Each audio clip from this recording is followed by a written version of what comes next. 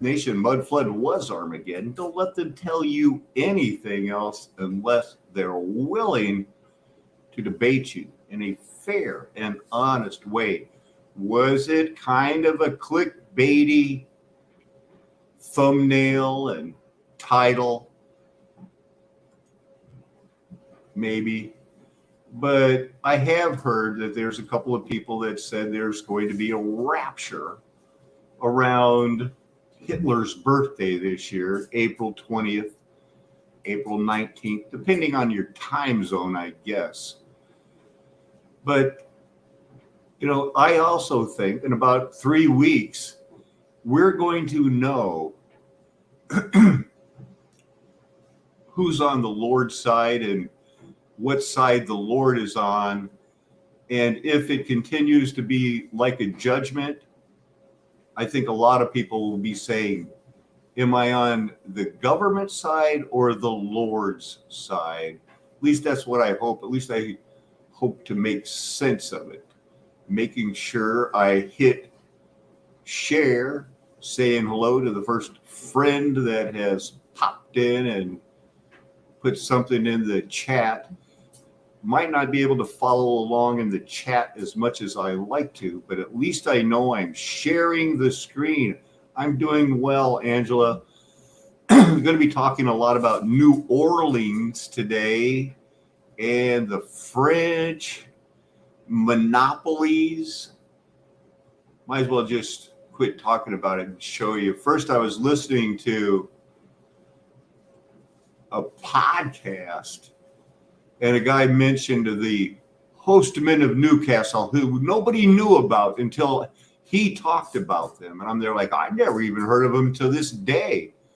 So I looked them up, and yeah, sure enough, they had the medieval practice of hosting that turned into monopolies on coal because they ran out of wood.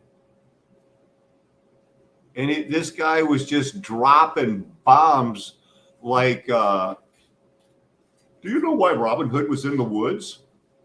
Anybody? Right. It was because of wood. He needed wood. It was a death sentence if you burnt the king's wood. The death sentence. And then the Magna Carta came around and they said, oh, you can't kill them for that, but you can blind them or cut off a leg for burning wood. Because it seems as if England was running out of wood, so that's when they turned to coal, even though it had to pollute, and the same penalties applied for the king's coal. And then those same people turned it into oil. Also read an article this morning about 1899 from the same person that was talking about in 1899, a guy set a land speed record for an automobile at 105 kilometers. That's pushing 65 miles an hour. And it was an electric car. But he sold out for money. And when they said, hey, you want to switch over to oil? He said, yeah, me like power. So we will be looking at the Hostmen of Newcastle on tin or Tyne. They were a cartel of mud flood groups that still run the world today and planned this World War II reset that the Chinese mafia has co-opted, and now they run everything and are giving us death by 1,000 cuts to England and the United States because we were the main ones who forced them to sell heroin in the last century, and now they're selling heroin in the form of fentanyl, OxyContin, and killing. There's housewives addicted. Housewives addicted, Angela, Matt. Do you believe that? A heroin, because the Chinese mafia runs everything. First, they had the cartel, and they controlled the monasteries during the Reformation. So, and they were talking, 15,000 tons prior to the Reformation. And then with that Protestant work ethic, I guess getting closer to that 1666 Julian and 1711 Gregorian, possibly for the releasing of Satan. And it would just turn like we need energy. We need an industrial revolution, starting out friendly, ending up with the cannons that who knows what World War I was filming. The end of the golden age being reenacted right now on these last times. They talk about the grand lease towards the end of the 1500s. These hostmen of Newcastle bought up all the leases in the coal field, and there they had a near total monopoly. That's a. We are right in the middle of a severe tornado warning. Oh, okay. Keep your eyes and ears open. Alrighty. I heard it hitting the garage door. My mom's freaking out about it, so just. So I just got an update from Alex, Tommy's daughter, that we're in the middle of the storm that's going to brush us and then pound New Orleans. Who knows? This may be a marathon. Hola, Glyph, ¿qué pasa? We're starting a mini marathon of storm watching. It's hitting the edge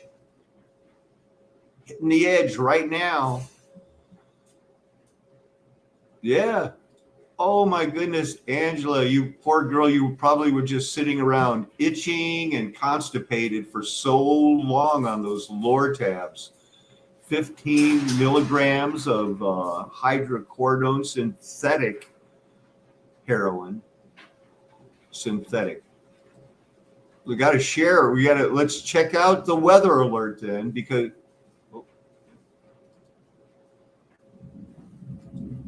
there's your thunder.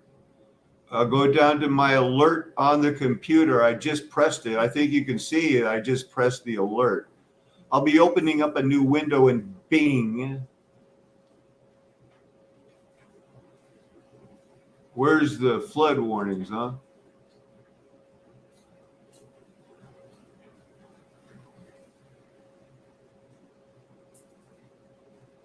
This is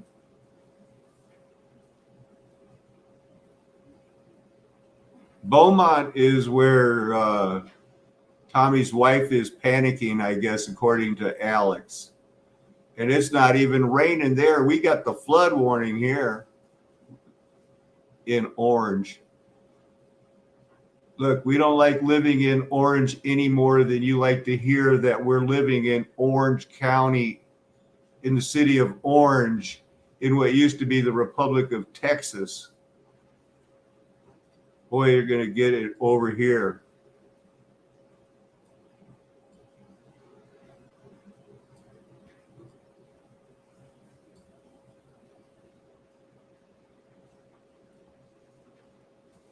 See, the Mississippi is getting surrounded by flood. We're probably going to get washed off into the ocean eventually. That's what they say. That's what a lot of this show is about.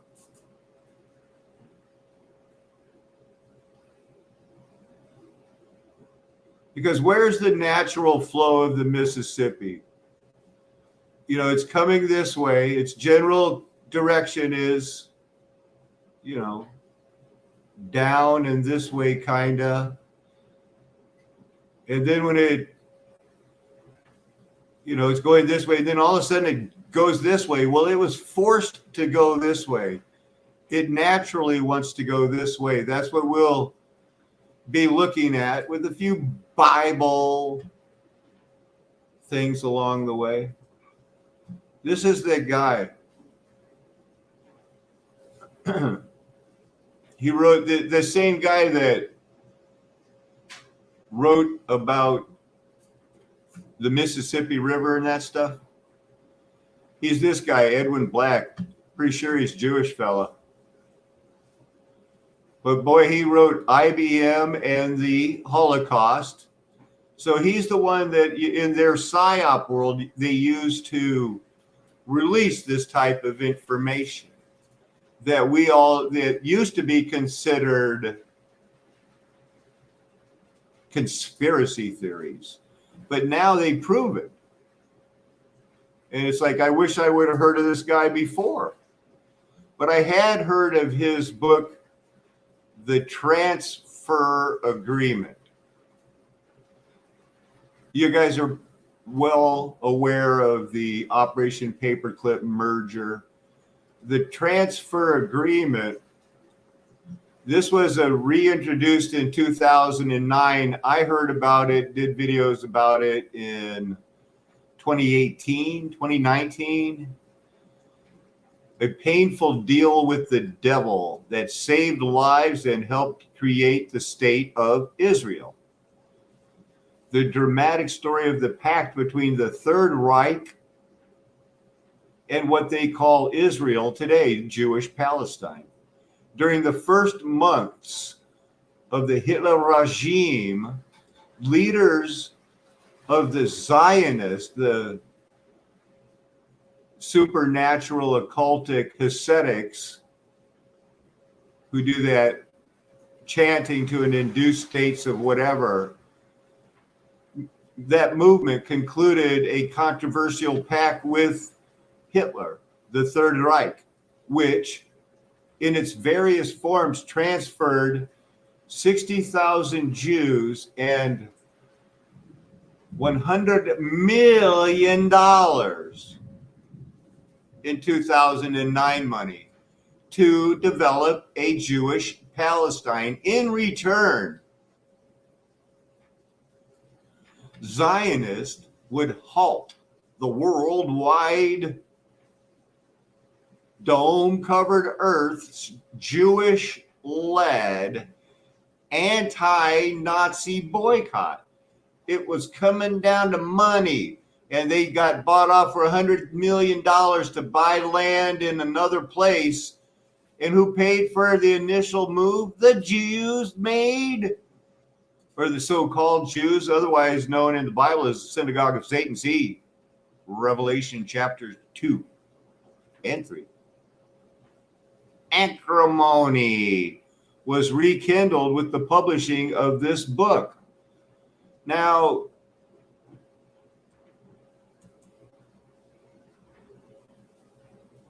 let's search it. There's about the book.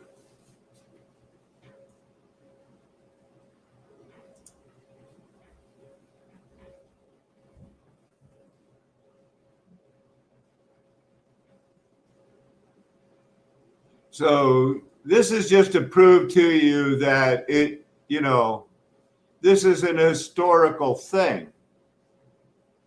Well, I'll just save it. This is how you save a picture on my new computer. I have it set to open up, and then I can adjust it if I want, which I usually do. Because why not just, if you can make it a little better, do it. But look at it. And this way we can zoom in on it. Zionists and the Third Reich. The Haavara agreement was an agreement between the Nazi Germany and Zionist German Jews. It was signed in the mysterious year of confiscated gold, 1933. Close to a full moon, I'm sure. The agreement was finalized after 3 months of talks by much peyote and mushrooms being ingested to make sure they were making the right decision for everyone. No, after 3 months of talks by the Zionist Federation of Germany, the Anglo-Palestine Bank, under the directive of the Jewish agency, because, it's like, hey, we need to found a bank at the place we're moving. And a bunch of hands went up and go, I'll do it. And the economic authorities of Nazi Germany, Hitler, Adolf, Bormann, Goebbels, Speer. Remember that guy?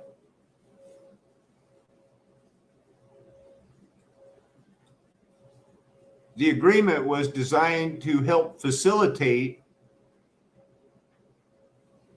a new people into Palestine. They call it the immigration of German Jews, running away from those bad Nazis who they had under their thumb via boycotting and denying them money. It was cheaper for the Nazis to give them $100 million and go found a faux Israel. Any place will do. Palestine seems fine. There's a new bank there, I've heard. So they did it. It forced them to temporarily. So while it helped the Jews immigrate, it forced them, the Jews, to temporarily give up possessions to Germany before departing. Now that's trust. That's a team working together. Those possessions could later be reobtained by transferring them to Palestine as German export goods. Interesting.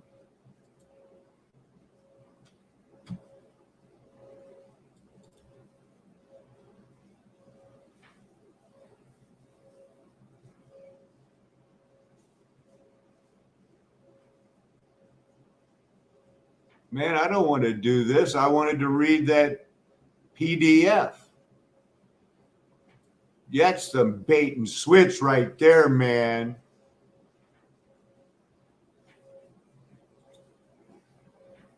Hey, we didn't look at this. This is probably how I heard about it back around that 2016, 2017. I might have been wrong. Maybe it was longer ago I heard about it. That's a boy. Now that's a picture right there. Let me check it out. Check it out. The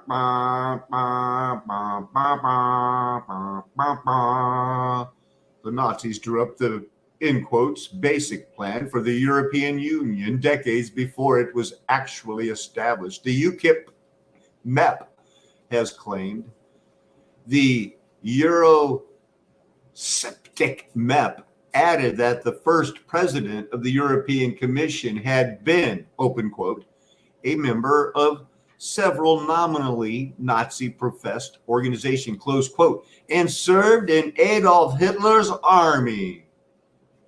They mention in red bankers, academics, plan how Germany managed the economics, taking over the plan of the transfer agreement, and Red House report.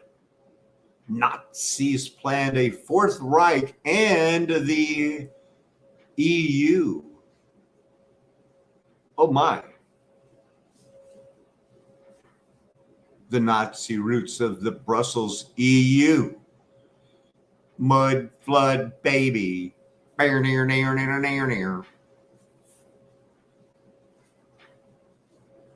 The Nazis planned a Fourth Reich in the EU in 2009. We got Red House reports. Fourth German Army Reich, unlike its predecessor, would be an economic rather than military empire.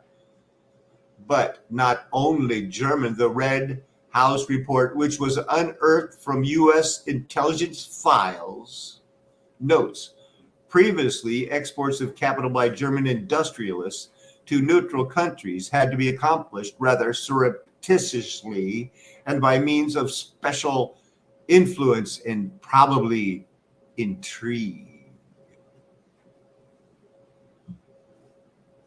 German, nobody lost any, nobody was ever tried for BMW, General Motors, Ford, the people that helped put the motors in the Panzers and their other trucks and cars. Nobody from anybody, IBM, nobody ever got charged. The people that made money off it just kept it rolling.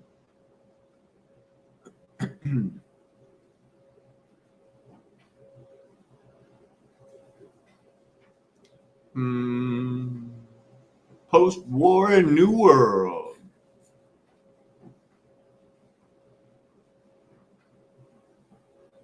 Hey, look at that.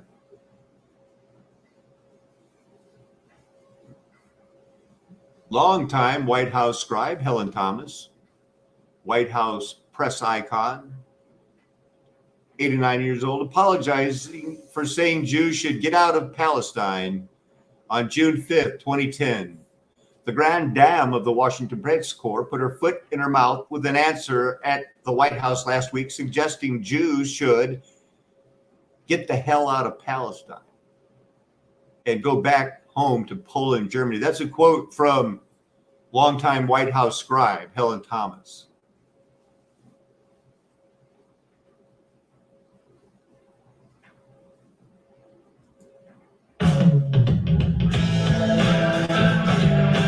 Asking everybody today to come Tell them to get the hell out of Palestine. Ooh. Any better comments?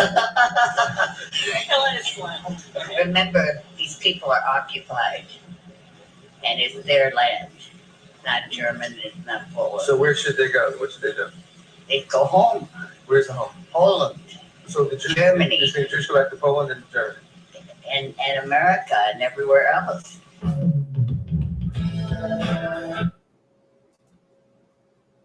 That's the transfer agreement. Hitler was a godsend for Israel, it says. He paid for it. Huh.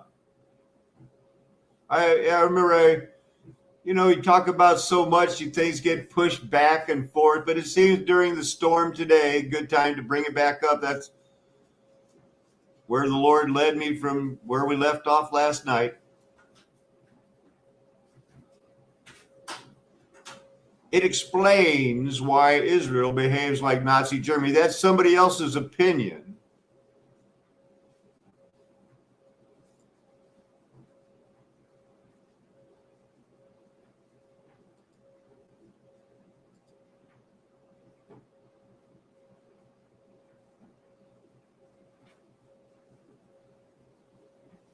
The transfer agreement is Edwin Black's compelling award-winning story of a negotiated arrangement in 1933 between Zionist organizations and the Nazis.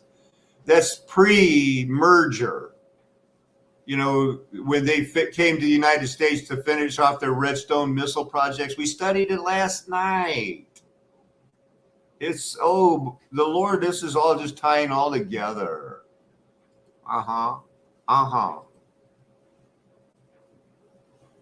What's this? I must have searched something. French Total. They took over Sudan. It's the name of a bank. Possessions, colonies. That's the name of the bank that funded it. They don't really talk about it that much because they don't call it French Sudan anymore.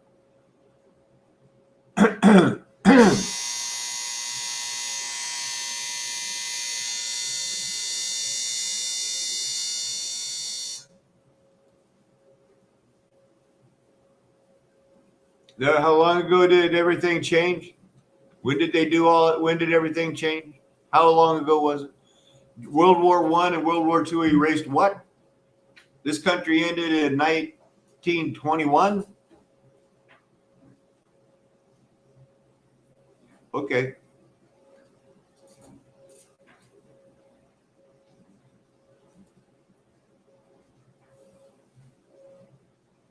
You know what? Come to think of it, this is like where I was saying that, where the United States used to be Egypt. This used to be where the tribe of Judah lived, right? Probably over in here. But I don't know.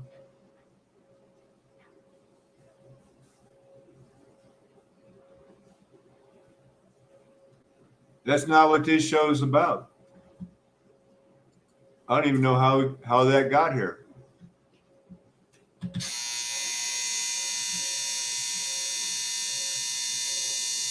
And I don't even know what this is. Oh, I was still looking at French Sudan. I guess this is kind of what this show's about. Had almost 4 million people. first existed. Wow. How new, how recent. Then it got reborn. It's good when colonies can be reborn, I guess, for the people that own the colony. But it's not your relatives. You're not French, unless you're from French. And then, thank you so much for mayonnaise and some of those other yummy things that you've contributed to the world.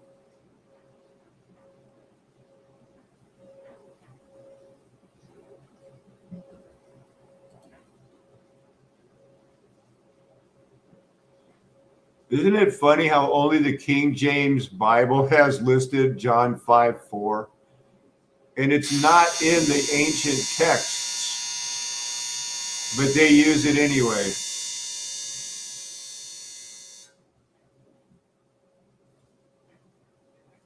There's your bonus KJV bashing for looks like no apparent reason. But look, there it is. Only the KJV, these other ones getting it out of somewhere, wherever they get it from.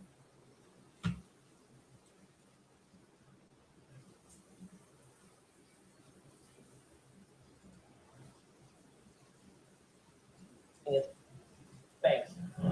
This here is the modern Cary Spillway, and since its construction in the 1930s, it has been used over a dozen times to lower river level to relieve pressure on levees around New Orleans. In today's video, we're going to take a tour of the structure and the spillway itself and discuss the details of its opening, its effects on New Orleans, as well as the environment in the surrounding areas. So let's go ahead and get started. And it is way windier today than the forecast was saying. So bear with me. So if you watch my other videos in the series... Hey, his microphone is going to stop. The reason we're watching this is I think that this Bonnie Care spillway could be mud flood. They talk about they use some super concrete and it's been lasting so strong for all these years. Well, I thought we lost that recipe. 5,000 pounds breaking points. You're going to see some things I watched. This is, maybe sometimes people go, I wonder what you were watching, Alan, last night when, quit. Hey guys, Mr. You got to figure, I probably was, when we stop around 10:30, 10 o'clock.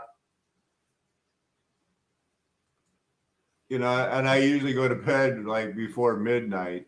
So I couldn't have studied that much. But I did look at these things. Where's those things?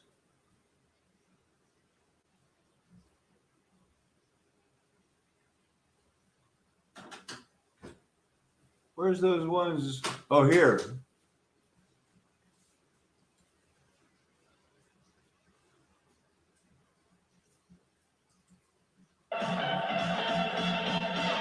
From the year 1890.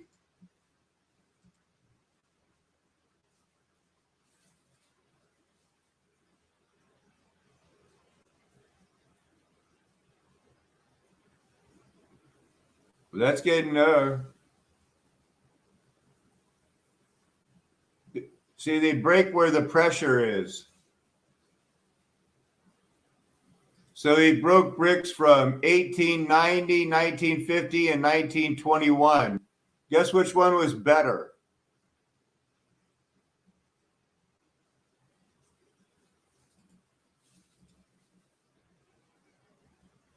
Now, this is the flat one.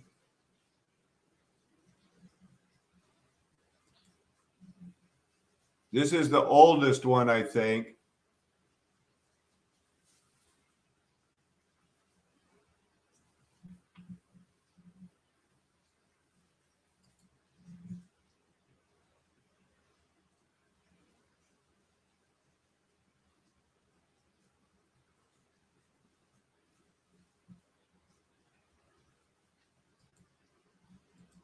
So on this one, the 1950 did better.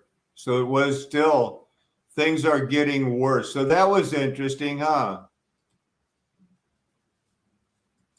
Flood defenses for the Mississippi River in South Louisiana. You know, the federal government created a comprehensive plan of flood control structures along the Mississippi River in Louisiana in the aftermath of the 1927 floods that devastated the southern Mississippi River Valley. Hey guys, future Mr. Klein here. So like a couple of these sections here, my microphone just died in the middle of speaking, kind of like this. Blew the Carnarvon levee south of New Orleans. Okay, so I'm having to re-record them now while I'm doing the post-credit, so bear with me. So because of the desperate days around Easter 1927, where the river was at the top of the levees, the U.S. Army Corps of Engineers had decided that rather than to build higher levees like further upstream, the best way to actually protect New Orleans was to lower the water levels at the city in order to reduce the stream. You got fervent heat. I just turned on my monitor. That's a good one. You got fervent heat flow passing by. Now, this could be done by diverting floodwaters from the Mississippi River through the short distance to Lake Pontchartrain, which, by the way, is a large tidal lake that drains into the Gulf of Mexico. That's on the north side of the city. Research by the Corps of Engineers determined that locations of previous levee breaches called... That's right. That's right. There was. I'm looking at that again. I've got to go get that video back, because I forgot that. You must have seen that video, because yeah, he breaks the. Hey guys, Mr. Klein here, and behind me is the last line of defense for keeping New Orleans from flooding as a result of the Mississippi River.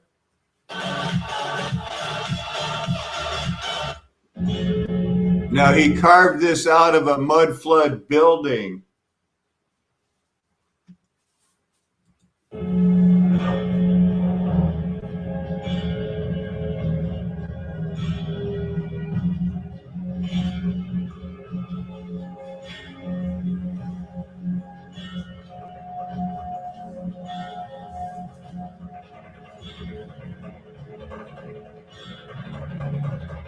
The machine can't crush it.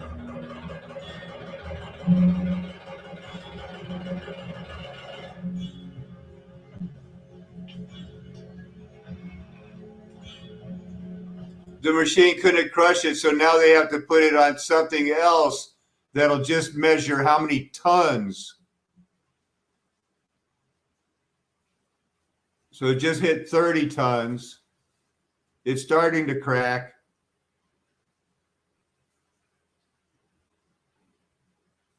It's over 50. There's 60 tons.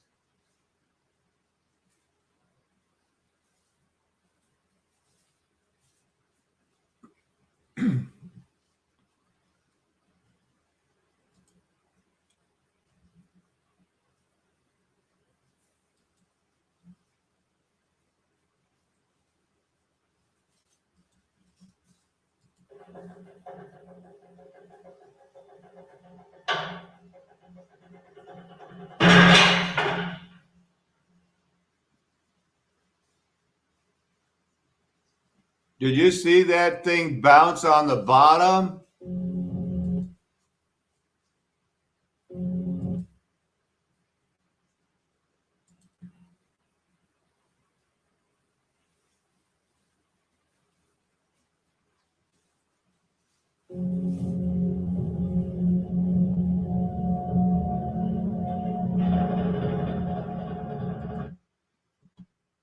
What do you guys think? How many tons?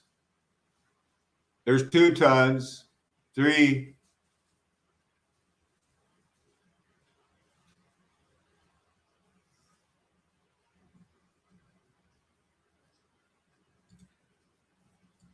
Crevasses would be the best place to construct the spillway, as in these locations the river was already trying to spill over its banks, meaning a spillway not only would easily facilitate floodwaters, but it also would provide a strong structure to protect the vulnerable section of the levee. Here at Bonnie Carey, there were 4 such crevasses in the 19th century, including one of them in 1849 that remained open for over 6 months and was nearly 1.5 miles wide at the widest. So because this crevasse was not only north of the city of New Orleans, but the distance between the Mississippi River and Lake Pontchartrain was less than 10 miles, not a long distance. These reasons made this location the ideal spot to build a spillway, as diversions south of New Orleans, such as the Canaverin crevasse, dynamited during the 1927 flood. Remember, the 1927 flood is going to come in for the rest of the day. Wouldn't provide protection for the city. The spillway itself is an ingenious bit of engineering. Now, notice these measurements, because it's not feet. And when they show the Bonnie Care spillway, there's a couple of things when I see them. Well, here it is. So I'll remember 243. These measurements look different to me. That's not feet. Because look, on this side, that's like 3/4 inlaid with old mural marble pieces. That super hard concrete with timbers that are floating on a cable that get hung up on chains. That's efficient, but rudimentary.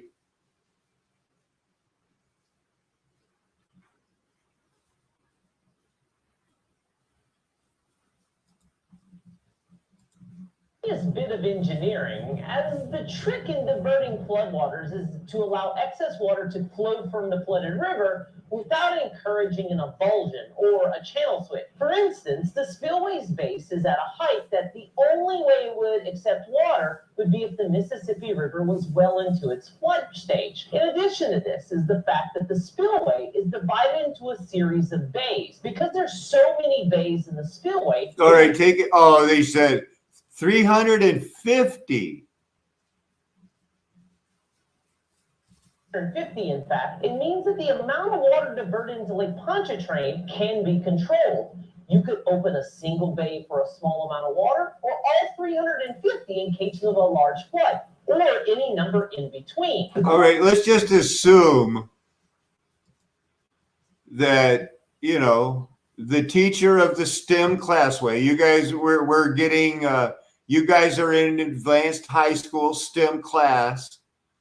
This is his homework for his classes, and we get to share in it. Now, let's just say he's 2 meters tall, 20, 2.0.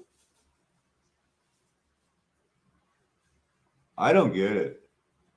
All 350 in case of a large flood, or any number in between. The Corps of Engineers began construction in 1929, and engineers faced 2 large challenges in the construction. So the first one was this. The first challenge regarded the concrete that was actually necessary to build the structure. So moving water imparts large amounts of force, as well as the fact that within the river you have whole trees and other objects that are... Oh my goodness, but since they're from France, and France has probably heard of Italy, they should probably drive those wood pylons like in Venice, so that that super heavy, strong concrete can bear its weight.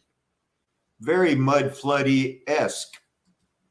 Along underneath the surface. These impacts could damage the structure, and a failure of the spillway could allow for the river to change course at the resulting crevasse. So scientists on site developed a type of concrete that can handle up to... I think that looks fake. 5,000 pounds per square inch of pressure. And at the time, this was almost double the strength of concrete that had been used for construction. We just saw that one of them got 3 tons. And the other one had, 60 tons? It's a lot better. Structure. So the result is the spillway, almost 90 years after its construction, has needed little in the way of maintenance to the structure due to the durability of the concrete. The second problem is related to the structure itself. So all of this concrete is really heavy, and because the spillway is built on a swamp, the land doesn't have enough tensile strength in order to hold the structure up on its own. So without some sort of support, the spillway would just sink into the mud and eventually collapse. The solution to this was to bury thousands of pilings across where the spillway would stand to support the structure. So these two innovations, the high PSI concrete as well as the pilings, have made the spillway stand the test of time. And it's been recognized by the American Society of Civil Engineers and as a national landmark in 2017. So enough of the background. How does the spillway work? Well, at the time of recording, the Mississippi River is just reaching flood stage here, which means the flood fight, as the U.S. Army Corps of Engineers calls it, is beginning. If you remember some of my previous videos, the trigger for the opening of the flood defenses is the flow rate of the river rather than the river height. When the flow rate at Bonnet Carry reaches 1.25 million cubic feet per second, the gates are... See, they just lift the wood out.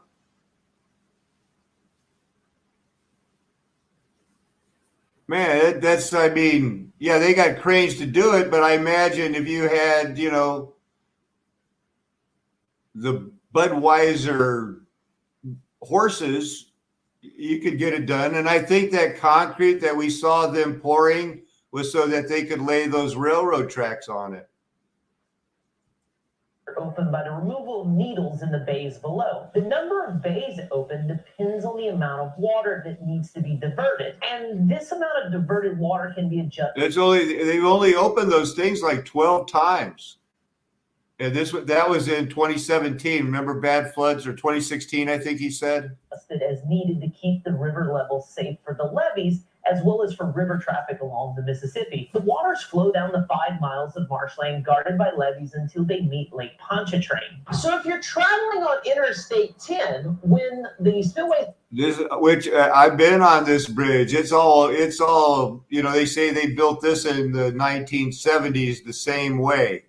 In operation, we actually watched the floodwaters rush through the trees here for the last 100 meters or so. Clydesdales. Making the whole process look even more dramatic. Since the spillway opened in 1931, it's been opened 14 times. And of those, it was opened to full capacity 5 times. The last one was in 2011. Also, 6 of the 14 openings have actually been since 2008. 2019 was the first time the spillway was open twice in 1 year. And the 79 days it was in operation the second time was actually the longest the spillway had been open to relieve floodwaters since its construction. This increase in the usage of the spillway has been controversial for the environmental impact on Lake Pontchartrain. While the spillway has performed admirably in its role of relieving pressure on Mississippi River levees in the New Orleans area, the floodwaters have had an adverse impact on Lake Pontchartrain's ecosystem for several reasons. So the first one is that because the river waters are freshwater,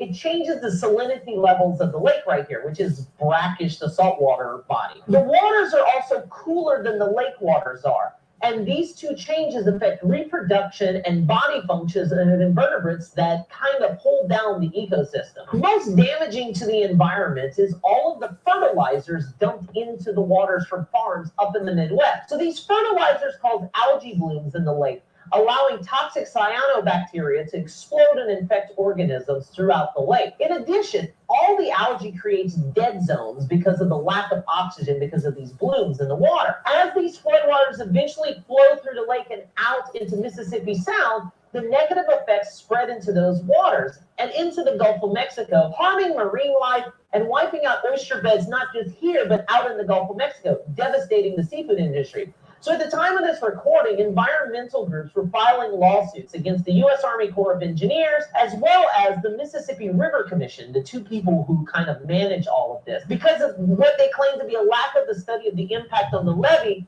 on endangered species here in the lake. So there you go.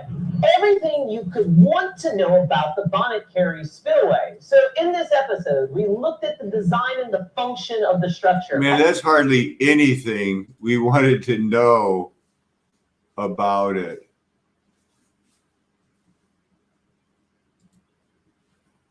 Hey guys, Mr. Klein here, and we are at Cypress Lake, this right here. This is the only swamp on campus of a university in the United States, here at the University of Louisiana at Lafayette. I guess you gotta be number one for something. Today we're here for a bit of a history lesson. Today we're going to look at the history of the United States involvement. Yeah, we're gonna get into the mud flood aspects of Shreveport, the log jam that was caused by Armageddon that caused 100-mile backup and changed the course of the river.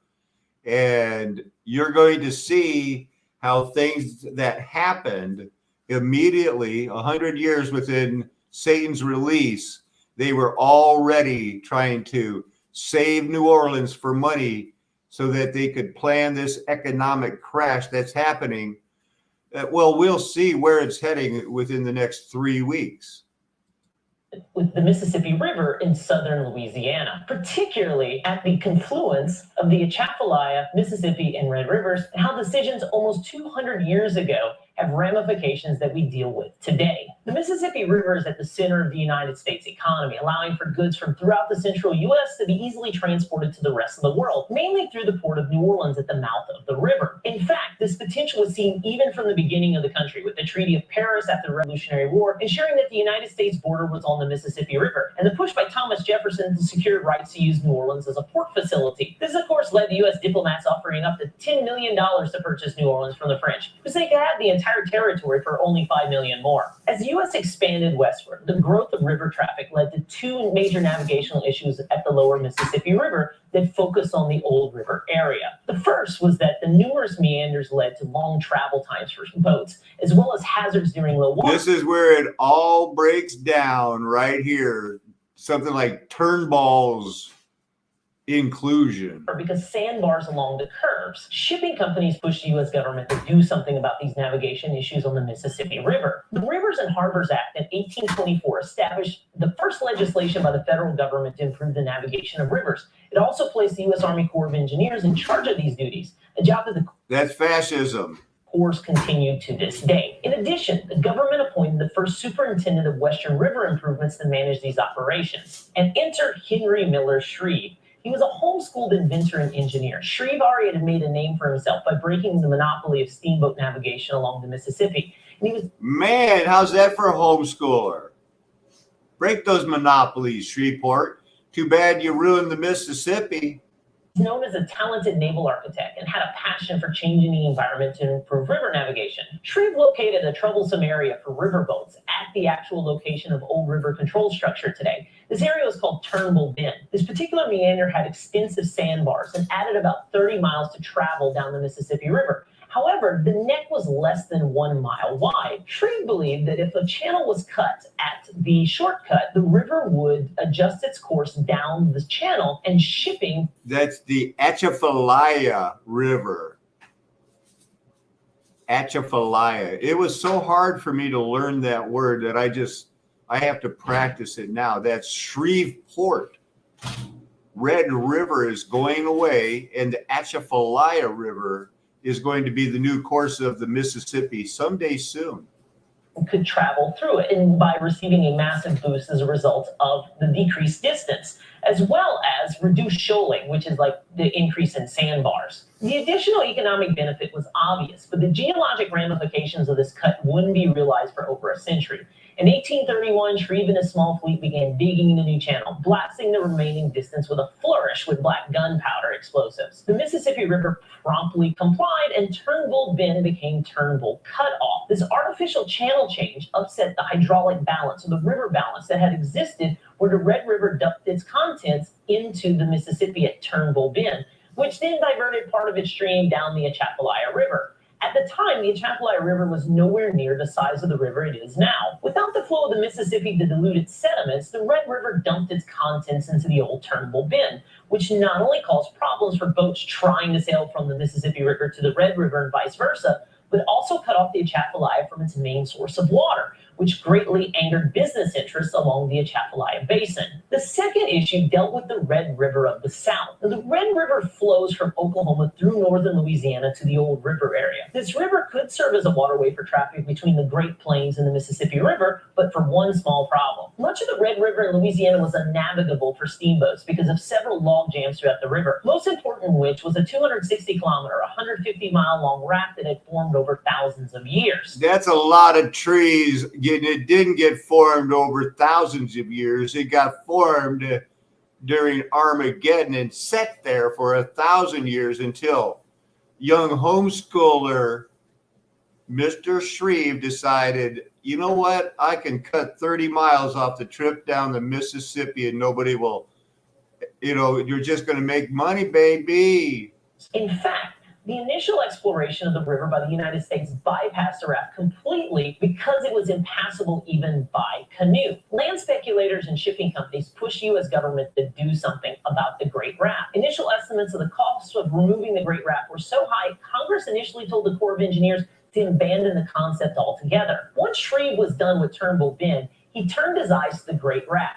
Shreve had dug Turnbull Bend with a special riverboat design called the snag boat. Now, while a useful platform to dig a channel with his boat, it was called the Heliopolis. It was specifically designed to clear the raft. Government officials were skeptical, but Shreve would prove them wrong. A snag boat works by ramming the raft and breaking trees loose. The crane then lifts the tree into the boat where it's cut into small pieces. These pieces are used either as firewood or floated to the bank to be sold as lumber. The stumps that are left over are either sunk in deep pools along the river or brought ashore. Once this is complete, the boat moves to the next tree for removal. It took nearly 8 years for Shreve and his men to clear the raft, and in the process, Shreve and his men founded Louisiana's third largest city, Shreveport. When completed, there was an explosion of cotton and sugarcane plantations along the Red River, which could now freely ship their goods by water to the Mississippi River. While this was a wonderful benefit for the local economy, except for the influx of enslaved people to work on the plantations, that is, Shreve's work changed the dynamics of the Mississippi River in ways he could not imagine in any way, shape, or form. While Shreve was completing the clearing of the Great Raft, the state of Louisiana started clearing their own raft. It's a smaller one at the head of the Atchafalaya River.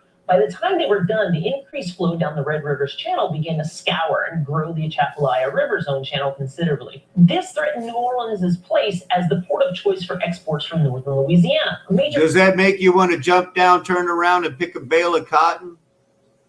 Flood in the 1840s brought a debate as to whether to open up Gold River to allow the Mississippi to divert more water during flooding. This plan, however, was rejected in favor of making a Nutter cutoff just south of Old River and increase the height of the levees along the Mississippi River to decrease the chance of flooding. And one of the small ironies out of all this, the Atchafalaya, Mississippi, and Red Rivers achieved some sort of equilibrium during the Civil War and Reconstruction eras, as seen before Shreve's meddling in the 1830s. This equilibrium by the rivers allowed the focus of Louisiana to turn back to the Mississippi River itself and look to deal with the flooding of farmland that became a constant during this time period. The Mississippi River Commission believed that with levees high enough to contain floodwaters, there was no need for flood relief structures, as the river would eventually flood less. Their reasoning was that because the river was confined to the channel by the levees, the river would deepen its channel naturally through scouring the bottom, lowering the surface of the river in the process. Now, while this is reasonable at first glance, this thinking is seriously misguided. The reason being the levee placements were too far from the banks of the Mississippi to encourage the scouring. As a result, the channel was too big to actually dig out the channel. During this time, Old River required constant dredging in order to stay navigable, even during high water. After many years of debates, it was decided that the Red River should not be allowed to lose its connection to the Mississippi River. An elaborate engineering system of dams and a 2-kilometer or 1.5 mile long jetty would force most of the Red River into the Mississippi River, and a small portion of the Mississippi being forced into the Atchafalaya. This ironically would create a situation. Remember when it was simply Turnbull Bend? Well, now it's Turnbull Dam. 1880s, 1890s, leading up to the 1927 flood, when, oh no, spoiler alert, if you don't want to know, stop watching now. Similar to what existed before Shreve's cutoff. Only the dams were built due to economic constraints, and Old River continued to be dredged to allow for the river traffic to continue. The dam blocking the Red River was broken in 1901 after proving to be too hazardous for traffic, though the 2 smaller dams at Simmsport remained in place longer in an effort to keep the Atchafalaya at its current state. Despite all of this, the Mississippi River was beginning to be pulled away from its current channel and towards the Atchafalaya, as seen by measurements of the width and depth of the main channel. As I stated in my previous video on the Morganza Spillway, the flood of 1927 changed everyone's view of flood control on the Mississippi River.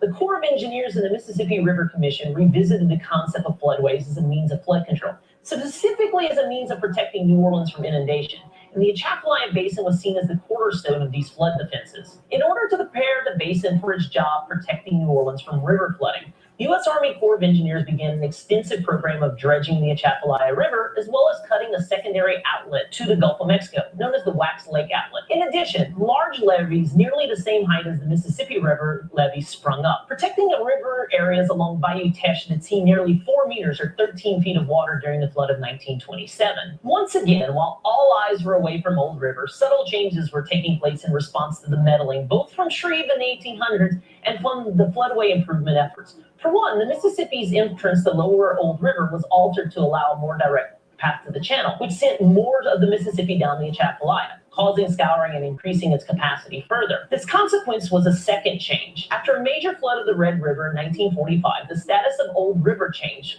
as the former pattern of current swapping from the Mississippi and Red River back ceased, with the Red River losing its connection to the Mississippi River, and the Mississippi itself began sending water exclusively down Old River to the Atchafalaya River and out to the Gulf. The percentage of the Mississippi River's flow through the Atchafalaya increased steadily, threatening a channel switch. In 1945, geologist Harold Fisk released a monument. Here you go. Right after World War II, they're rewriting history. We got to do something. What's Harold Fisk?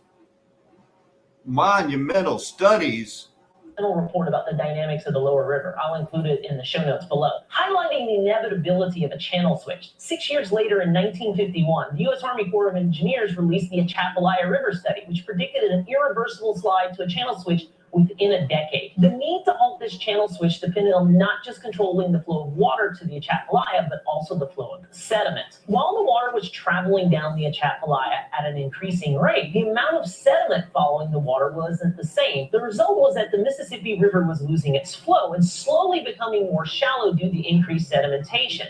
Any solution had to keep the ratio of water and sediment the same in order to bring the entire system into equilibrium. The Corps decided to call on an Einstein. Literally. Hans Albert Einstein was the son of the famous physicist and considered to be one of the world's foremost experts on understanding river sediments. To help solve the problem, Einstein and other scientists used a 200-acre model of the lower Mississippi River to see whether their calculations were correct. A version of this model is actually still in Vicksburg and can be visited at the U.S. Army Corps of Engineers Museum. It's a really cool place. I'll have a future video on that. Using these calculations, the Corps of Engineers developed the worst-case scenario for river flooding and looked to develop a control structure that could keep the Mississippi River on its current channel, even if the doomsday scenario happened. The present location of Old River control structures was found to be the best location to control the flow of water and sediment, and construction began soon afterwards. And if you want to learn more about the structures, check out my video on Old River. It is the first video in Phenomena Explained, and actually the first on the Mississippi River playlist I have. So there you go. A detailed history of mankind's interference at Old River. It truly is a textbook study of the law of unintended consequences,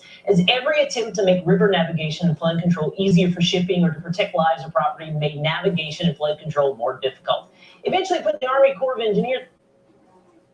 Hey guys, Mr. Klein here, and I'm at the Old River Control Structure, smack dab in the middle of nowhere, Louisiana, at the confluence of the Mississippi Red and the Atchafalaya Rivers. Now, right now, it's Memorial Day weekend, 2019, and if you're either right now, as soon as I release it, or in the future, you might have heard about what's going on right here. That heavy rain could lead to record levels, but these rivers are already in flood stage, and a lot more is on the way. So in today's episode, we're going to get to the bottom of what the Old River Control Structure is, how it's structured, everything that's here, how it works, and how the successful operation of this facility and the facility down the road we're going to look at is so important, not just for the state of Louisiana, but for the entire United States. Before we get to that, however, let's go ahead and see how I got over here.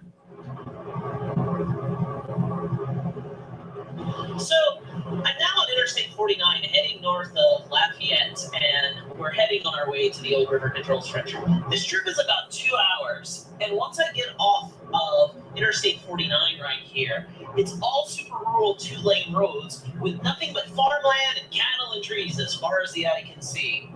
So before we actually get there, we need to define what Old River actually is. Old River is a small area of land where the Atchafalaya, Mississippi, and Red River of the South all meet. Now, contrary to popular belief, the Red River of the South actually does not directly flow into the Mississippi River. It actually flows directly into the Atchafalaya River.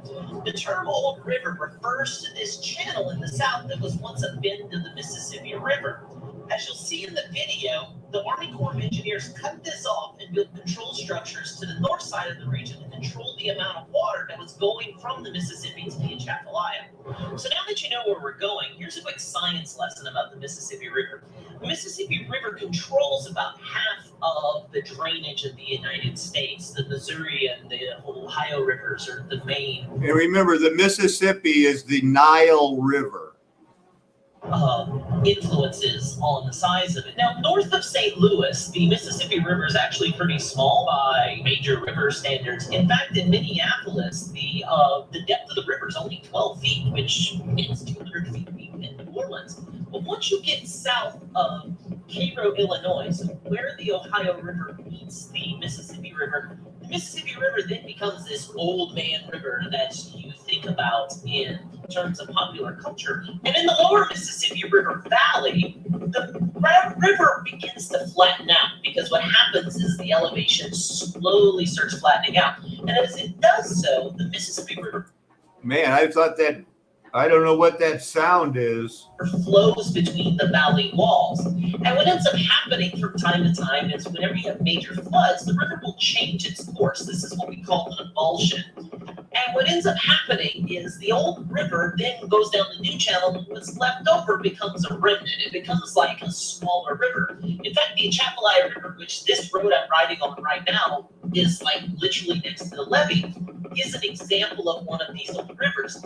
This sometimes occurs on smaller scales in the Mississippi Delta region. That's the area of Mississippi from the Mississippi River on westward until the foothills of what ends up becoming the Appalachian Mountains form, and it goes all the way south to about Vicksburg. So if you look at the satellite footage of the Mississippi Delta region, you see all of these curves. Well, all of those curves were once the Mississippi River channel over time.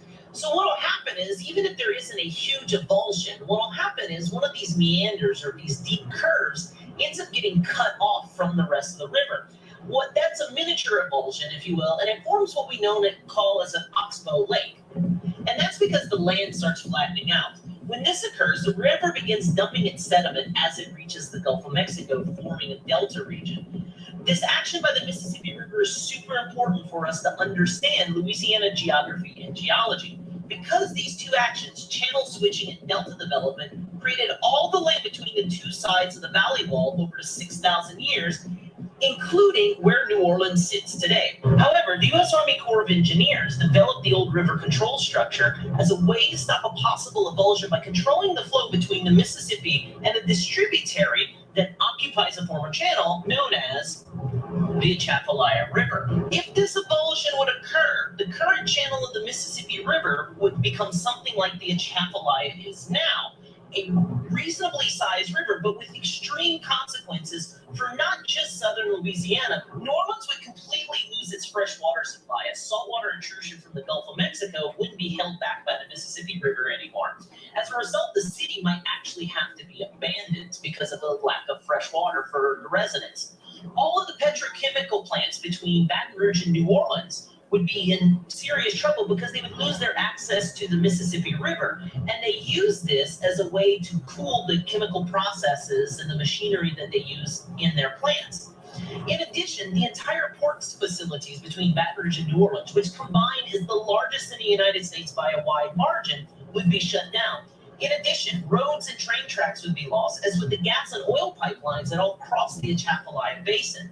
And these gas and oil pipelines begin in Houston and Louisiana and move all the way up to the Northeast, like New York City, Boston. And needless to say that this would be extreme trouble for the entire United States. What's known as the Old River Control Structure actually consists of two separate structures that are next to each other. The first is right here, and that's what's known as the low sill structure. This was declared operational in 1964. The low sill structure limits the amount of water flowing into the Atchafalaya from the Mississippi River at a constant rate.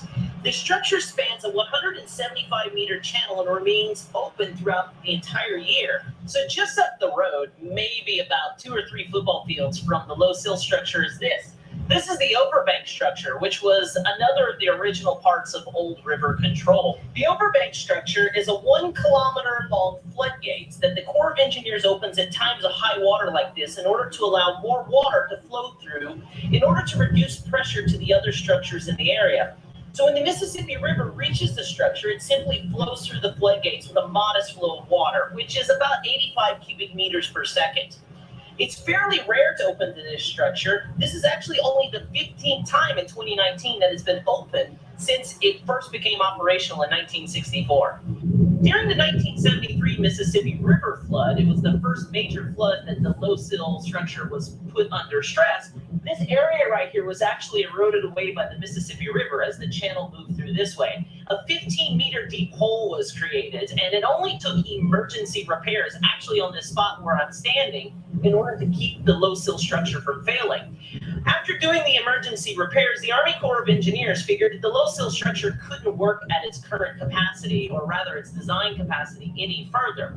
The result of which is that they built this structure further down the road, and that's the place we're going to look at next. This is the auxiliary structure. And in the design and construction of this structure, the Army Corps of Engineers took all of the lessons they learned from this partial failure of the low sill structure and put it into place over there. The auxiliary structure restored the ability of this entire complex to keep the division of the flow of water at a set level between the Mississippi and the Atchafalaya rivers.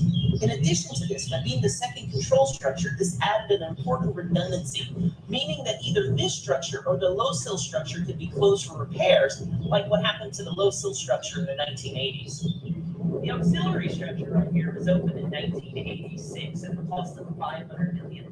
It's about 135 meters wide, and it only has 6 gates instead of the original ones in the low sill. However, it's bigger, and as a result, because these gates are bigger, it allows more water to go through each of them, which reduces the turbulence from the Mississippi River, which is out this way, heading this way toward the Atchafalaya. This is the backside of the auxiliary structure right here. And as you can see, there's a whole lot of riprap that's like huge chunks of limestone and rocks, and that's there to control erosion. It's there for a couple of reasons. The first is that the channel that the auxiliary structure flows, the water flows through to the auxiliary structure, is much longer from the Mississippi toward the Atchafalaya than the low sill structure. The second is a consequence of this channel being cut. Before the channel, this area behind me, and you can see the low sill structure back here, kind of standing behind the structure right here. This is the final structure that we were talking about with old river control in this region. It was the last to be built. It was opened in 1990. It was the brainchild of the mayor of Vidalia, Louisiana, you guessed it, Sidney A. Murray, who saw that the elevation difference between the Mississippi and the Atchafalaya was enough that perhaps they could generate electricity through hydropower. The Army Corps of Engineers agreed, and construction began. What actually happened with this power station is that it was built in one piece and brought up the river from New Orleans and put in place. It's the world's largest prefabricated power station. Now, it generates power for Vidalia and the surrounding area. It's no Hoover Dam, but it also serves as part of the way that the Mississippi River gets diverted to the Atchafalaya. Structures like this allow pressure to be taken off of the low sill structure and even the overbank in places like that, because the river's flowing right through.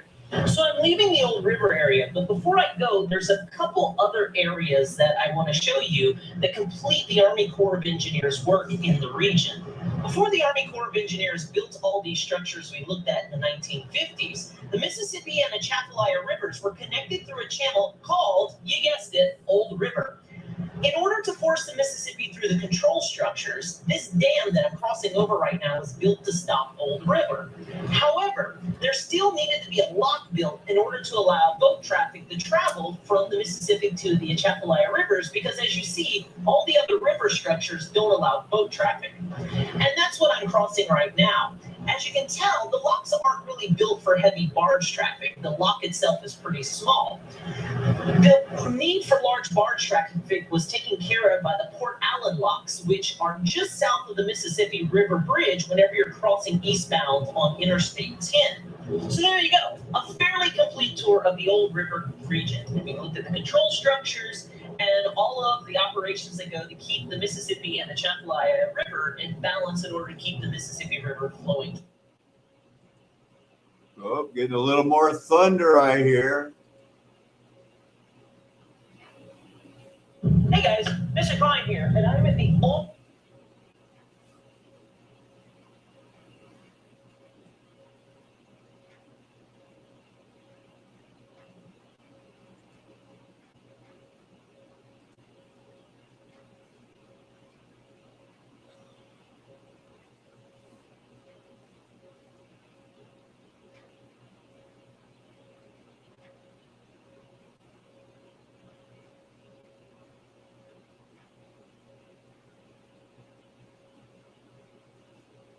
Where is that one?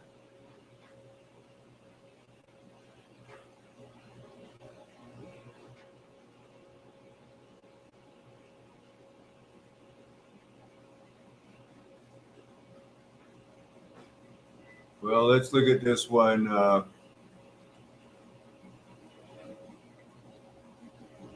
Now, according to the Corps of Engineers, they said we're just one major flood away from this happening. And they've even talked about allowing for a controlled release, a slow release, because of course that would be safer. At least you wouldn't get caught in a flash flood or raging torrent.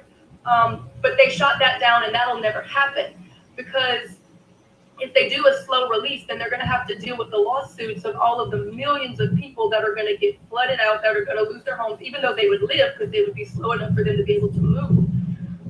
They would still lose property and home, and then the repercussions of it leaving, of the Mississippi leaving Baton Rouge and New Orleans, would be millions of people without industry, without home, and without drinking water. We'll talk about that in a minute.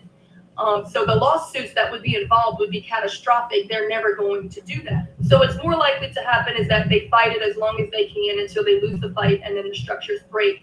But that's going to be a catastrophic event, because when you get the full force of the Mississippi River, which is over a mile wide in some places, coming down the Atchafalaya, which is a huge river by most standards, but not anywhere near the size of the Mississippi. In fact, it's only 1/3. In fact, it would triple the size of the Atchafalaya in an instance. So that would be catastrophic flooding. And what you would see in an event like that would not be a still water flood. It wouldn't be a standing water flood like you see on TV with people standing on their rooftops waiting to be rescued from still water. It would be a rushing torrent of the full force of the Mississippi, running over whole towns and destroying homes and sweeping everything in its path away. It would be a very catastrophic event. That would just be the immediate result. Now, I've lived under the shadow of these structures my entire life, and I can assure you that most of the people that live in these areas have no idea of the fight that's being fought. In 73, they almost lost that fight, and in 2011, they almost lost it again. It's getting very, very weak because the pressure is pushing more and more on the structure because of the raising floor of the Mississippi River. It's going to turn at some point. So besides the immediate catastrophic flooding and loss of life and land that you would see from the dam breaking, the long-term effects would really be the major issue for the greater population and even the nation. Because when the river turns, what's going to happen is the water level in the Mississippi down through Baton Rouge and the New Orleans area will drop so dramatically that not only will it not be able to support the industry and the shipping and the major ships that come through with all the cargo and all of that, but it will actually drop below sea level, so that salt water will rush back into that river basin, causing them to pollute, causing a pollution of all of the drinking water. So for your major population centers in that region of the country, they would lose any ability to stay where they are. You would be forced to have a mass migration. It just could not support the number of people that are there without any source of drinking water. Everything would be polluted with salt water. So you would lose industry, and then you would have a mass relocation issue at hand. You would have a huge humanitarian issue where people would not have food, they would not have water, and then we're talking about millions of people here. Now, on the greater... Is that the Loch Ness Monster that just passed right by here? I'm going to back it up just a few seconds. Loch Ness Monster alert. We're talking about millions of people here. Now, on the greater scale, it would disrupt the whole nation as a whole. In fact, research has showed that it would cost the nation about $14 billion a day indefinitely because of the loss in shipping. It would also disrupt the commerce that brings goods to stores. The nation would go into a very dire situation where they would not have access to much of the imports and the food sources that they depend on that are mostly transported up the Mississippi River, and a lot of it comes in through the port of New Orleans, which would no longer be accessible or usable. Now, of course, they would have to rebuild infrastructure along the Atchafalaya. So this would be a rebuild process, but in the meantime, there would be major disruptions and expense and possibly even famine in the nation because of the shifting of this river. So all my friends and family, everybody in the little local area, you didn't know you were that important, huh? So definitely prayers are appreciated, because these high waters that we've been getting, they're a little unnormal, but they've been coming more and more regularly, almost like, labor pains. They come more and more. Used to be very, very rarely we would have these major floods, and now it's coming every few years, and now it's coming almost every year now, and it's putting a lot of stress on these structures. So definitely be in prayer about that. I'll put an article in the comment section of this video that gives you great detail on all of these.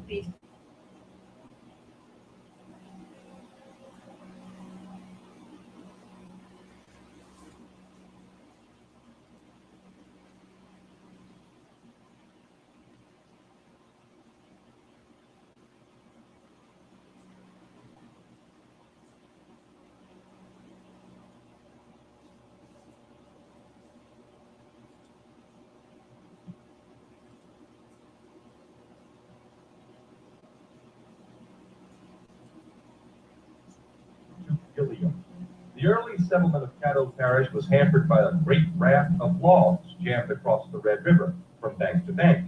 But small paths were cut through the floating blockage, and a bachelor settled here, R.L. Gilliam, wanted his name to live on, but he had no children.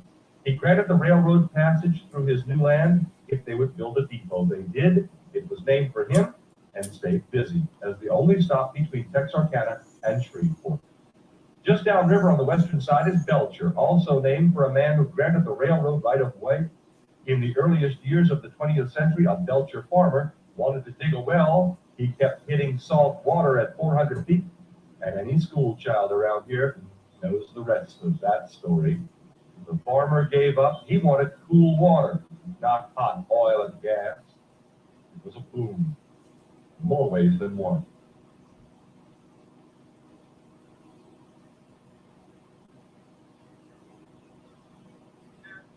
Mafia.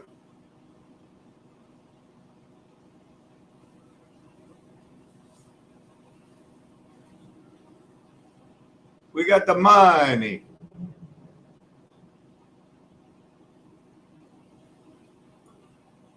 We're in the money.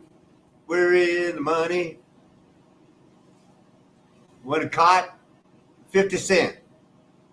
We're in the money. We got the yummy. Hey, I didn't know I would have to do the talking on this video. Loch Ness Monster. What is going on?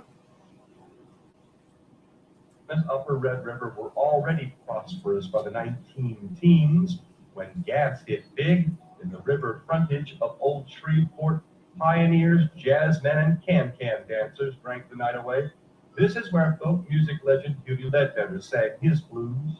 In the rolling wake of the Red River, there's a feel of all those years of river commerce. Not something you can put a finger on, just an easy picture that lets the mind reel out something you remember about keelboats and steamers.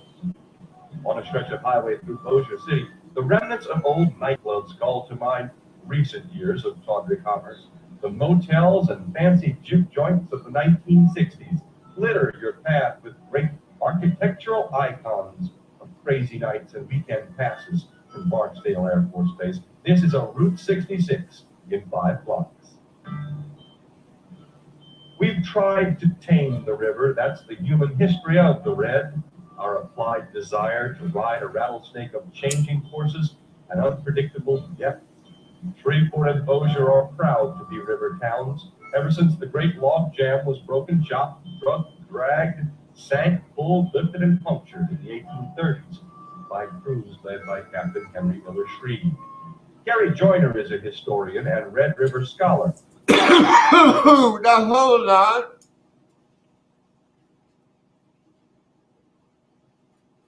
Now, Mr. Klein said that they did that with black powder. When did they discover nitroglycerin?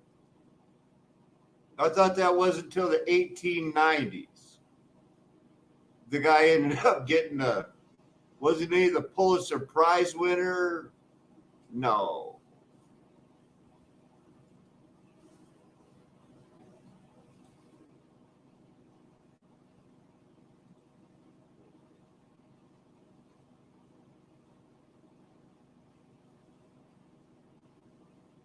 I'm looking for that other video now that I wanted to show you here.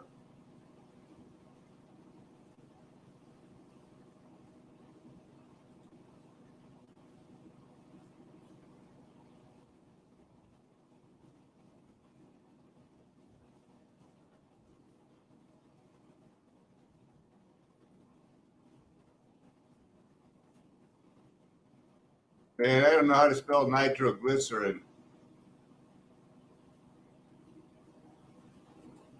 Oh yeah, why'd they offer me another way? 1847. So they always make a big deal like they didn't have, they only had black powder and TNT wasn't invented there, but they had nitroglycerin.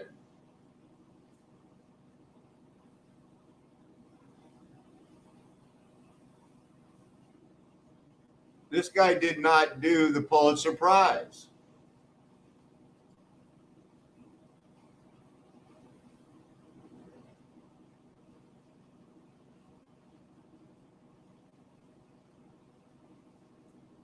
Asiano Sobrero, during his research in 1847, discovered nitroglycerin. He initially called it fire glycerin, pyroglycerin, and warned vigorously, don't use it. This is too dangerous. I have to bet a very high price on it if you want to buy it. Oh, wait. His student was the Nobel Prize alert. And because of nitroglycerin, he must have decided that I'll wrap it in basilite and paper and call it dynamite. And boom, we're getting it done. We can build cannonballs. No, wait.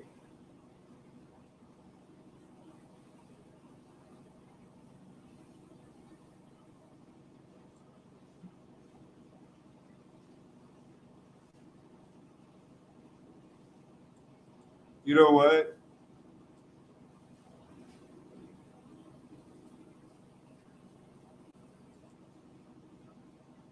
They might as well just give the instructions on how to make it, right? I mean, what? Activated charcoal, saltpeter, and things you buy at the grocery store or find underneath your sink. These guys are bad. This is all just, circumstantial evidence, Matt. It's just one of those things. What the only thing anyone will ever be able to offer you is all I've ever been promising I'm trying to offer you.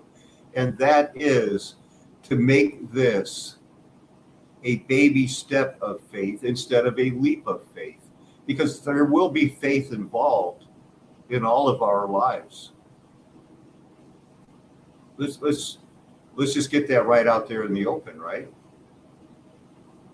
Whether you believe me or you believe someone else who tells you about Jesus, that's what it's all going to come down to. Who are you going to believe by what that person tells you about Jesus Christ? And one of my mentors, you've heard me talk about, Dr. Francis Schaeffer. I believe he has an essay that he published as a book called He Is There and He Is Not Silent, where he uses an elaborate setting up of somebody being trapped in the mountains in a snowstorm. But they know that the person has been on that trail all their life, and he's going like, we're almost home. And there comes a point in the trail that you're at the peak of a little thing and you can't see down, and you can't see down. It's dark, there's snow, and it just looks black. You can't see, but in the story, it's a mountain tracker or guide, and he just jumps into the dark, and they can hear him a couple of feet away, just a little bit lower, going like, "Come on, we got to go. It's getting worse." Now, that's a baby step of faith. Than just saying the guide told you walk down this road and you're going to come to this one spot where you can't see anything, just jump. We have quite a different thing. Is anybody else seeing my screen skip? Or am I going to do I have to worry about vertigo, something that I thought I had outgrown? It usually only happens like in your late 50s. I've thought I'd left vertigo behind, but I thought I saw my skip jump in here. A little bit of Nile, Mississippi, African thing? Sure. Maybe I could let somebody else do it for me.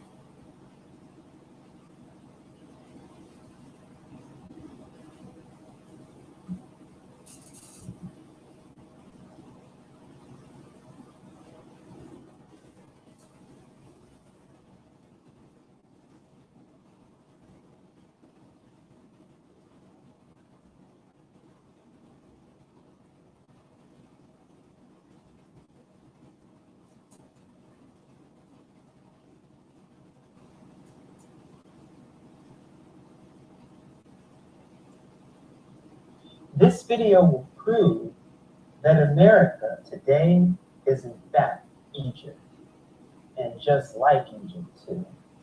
Now you might be wondering, why do I have a map of Egypt open right here, as you can see? Take a good look at Egypt, today's modern Egypt. What do you see?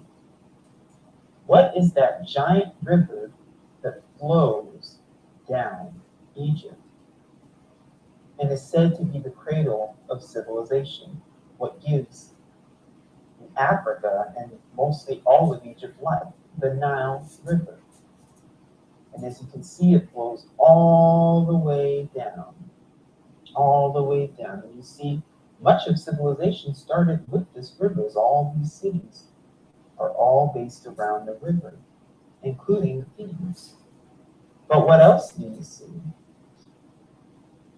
On this river, you see that about 30% of the land is separated to the east and about 60 or 70% to the west of the river. Now, what else do you see on this river? You see the city called Memphis. And if I zoom in a little bit, it's just south of Cairo, Memphis, right here. Where else have I heard that before? Let's keep going. Okay, so if we go here, what is one of the longest rivers in America? Not the longest, but one of them. The Mississippi. Wow, just like the Nile for Egypt. And let's see if I can get a bigger map here. Wow, about 30% of the land is east of this river, and about the rest of the 60 is west.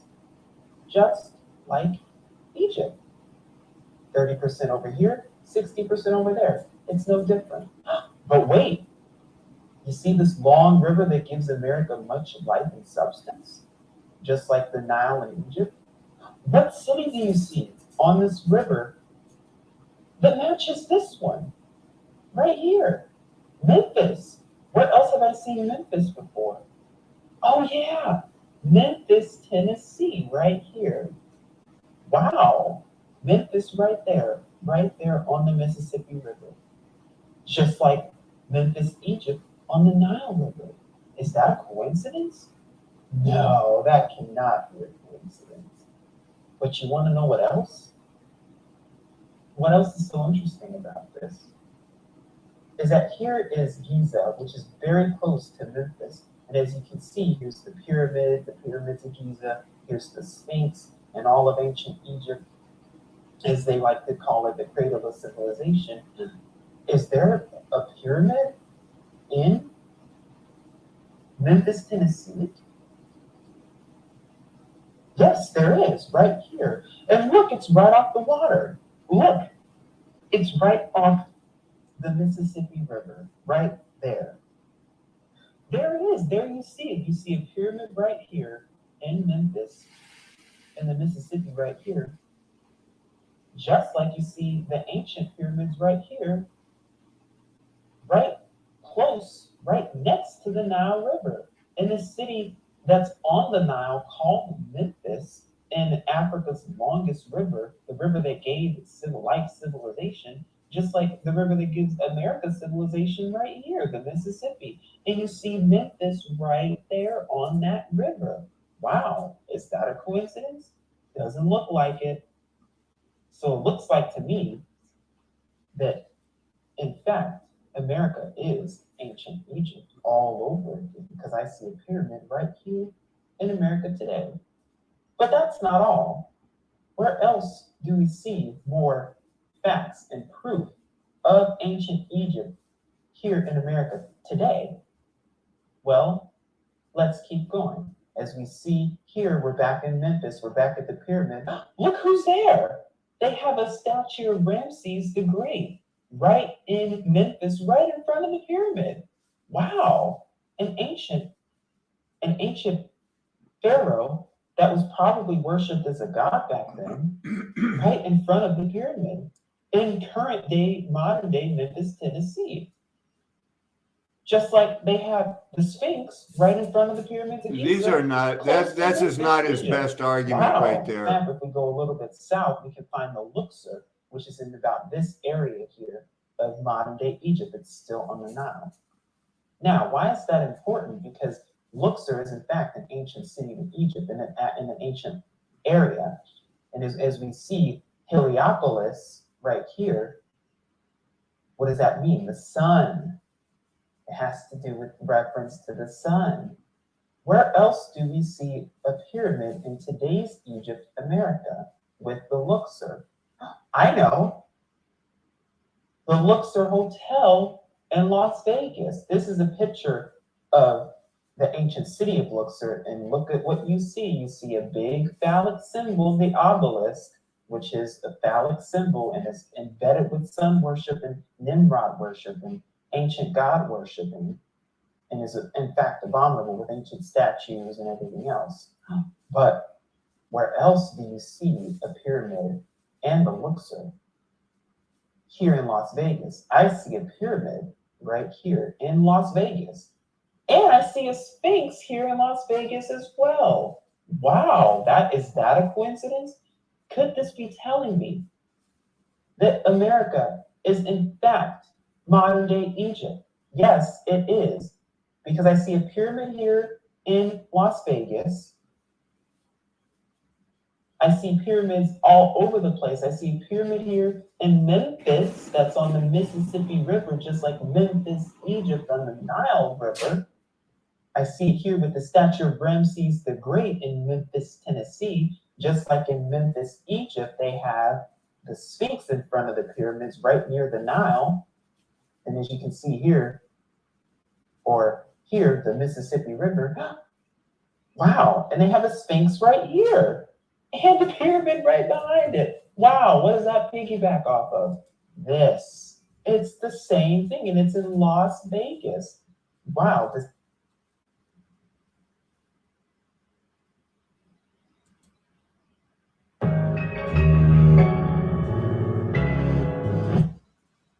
Astrologer, a priest astrologer.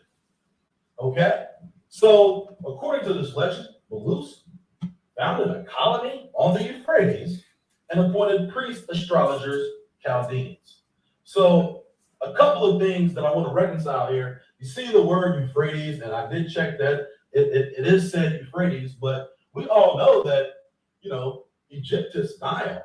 The Euphrates is in no way synonymous with the Nile in terms of what we think in our brains. But of course, if you saw one of the videos I did, I think it was the Babylon video, but we very easily debunked the fact that the Mississippi/Nile is the Euphrates. As a matter of fact, we know for a fact that the Nile was never mentioned by name in scripture as a specific river. And we know that when they're referring to the Nile, they're referring to a what? A stream, a brook, or a tributary of a much larger body of water, and not a single body of water. And what I have also done is I pulled up a few verses in the Bible as well that we'll look at in the actual Torah and the Tanakh. We'll actually look at some geographic characteristics that we can use to easily debunk the Nile River being over there. So it's a beautiful thing, but we also know that the Nile is synonymous with Egypt, but we also know that it's not the Nile that we are talking about. The Nile are Nilios or Nelios, okay? And we've gone through this again. Is the Greek river god. Okay? So, one of the first things you must understand here is that the meanings between the Nile and the Euphrates have been confounded into two different rivers. Okay?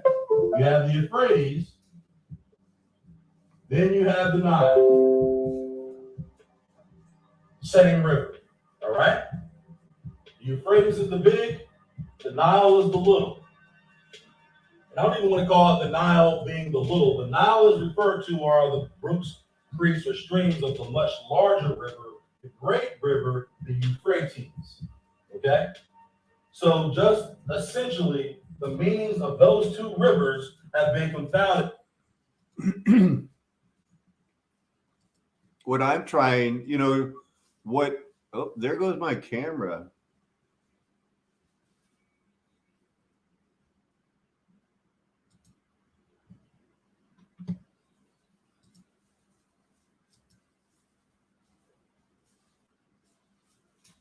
We're gonna have to just go with another camera here.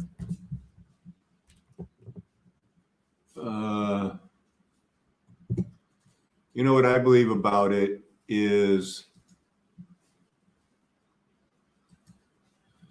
that the United States was the Egypt of the Bible.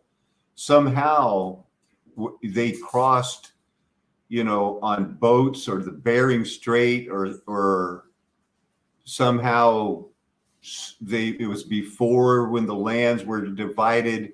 But I do believe that the United States was Egypt, which explains why so many different tribes that were in Jerusalem, Judah, where the temple was during Babylon. And from the time of Darius to Nebuchadnezzar, whoever sacked the temple that Jeremiah it was Nebuchadnezzar. When Nebuchadnezzar got the temple and took, a bunch of other people that were in Jerusalem decided to run away, and they kidnapped Jeremiah and went back to Egypt. You can read about that in Jeremiah's chapter 44 and 45, to serve other gods, because they had made a deal with, and this was during Judah's last 40 bad years, they had made covenants with the Queen of Heaven. So that was, all a part of that going on. And that's how come I believe that so many Native American tribes, were here back in Egypt and kind of settled in here and got hit during Armageddon when it hit what was left in Africa. Wherever, one of the things, I don't talk about it a lot, but I know that there's still some people here. Matt, I really believe that wherever you see a desert, that was a sign of where there were probably those Hebrew people there. The big one in the Sahara, and then wherever there's other, like Gobies, were other tribes, and then it just got hit. Hey, Ashley, you want to feel like coming on here? I'm trying to have a mini marathon sharing about New Orleans. This next 3 weeks are going to be very important in my world. I think the flooding is starting today. You know, actually, it started last weekend with the tornado that hit. And now it's going to be hitting in my world, you know, today.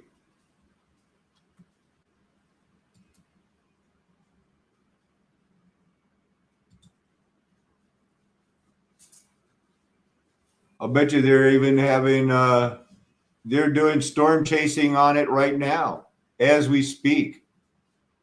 Avoid windows. If you are outdoors in a mobile home or in a vehicle, move to the closest substantial shelter and protect yourself from flying debris. Repeating, a tornado warning has been issued until 2:45 p.m. Central Daylight Time for the following parishes in Louisiana: Franklin, Morehouse, Richmond, and West Carroll.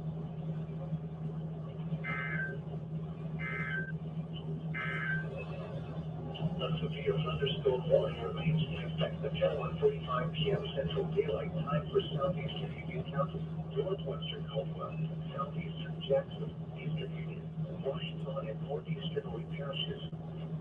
At 1:24 p.m. Central Daylight Time, severe thunderstorms were located along a line extending from near severe storms to 7 miles west of Luxor, moving east at 65 miles per hour. Hazards, miles per hour with gusts and heavy side hail. Source, radar indicated. Impact, expects damage to roofs, siding, and trees. Locations affected include Monroe, Claiborne, West Monroe, Hunting, Swartz, Brownsville, Markham, Brownsville, Myconville, Farmville, Ridgewood, Sterlington, Marion, Felton Hall, Drew, Sundale, Vincent, Moscow, Oakland, Dale, Salem, and Summersville. A tornado watch remains in effect until 8 p.m. Central Daylight Time for South Central Arkansas and North Central Louisiana. For your protection, move to an interior room on the lowest floor of the building.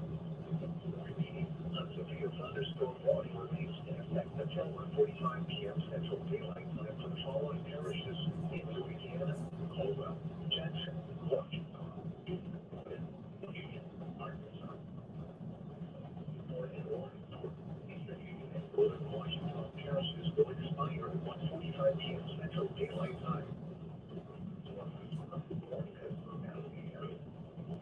Therefore, the warning will be allowed to expire.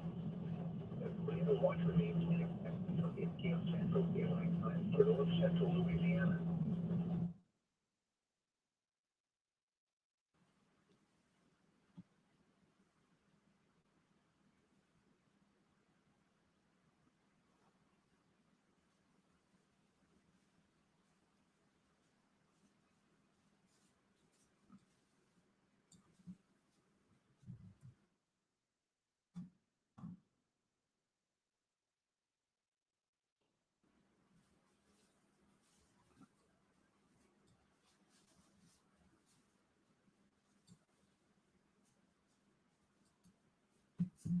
Waco with a K. And I'm living in Texas.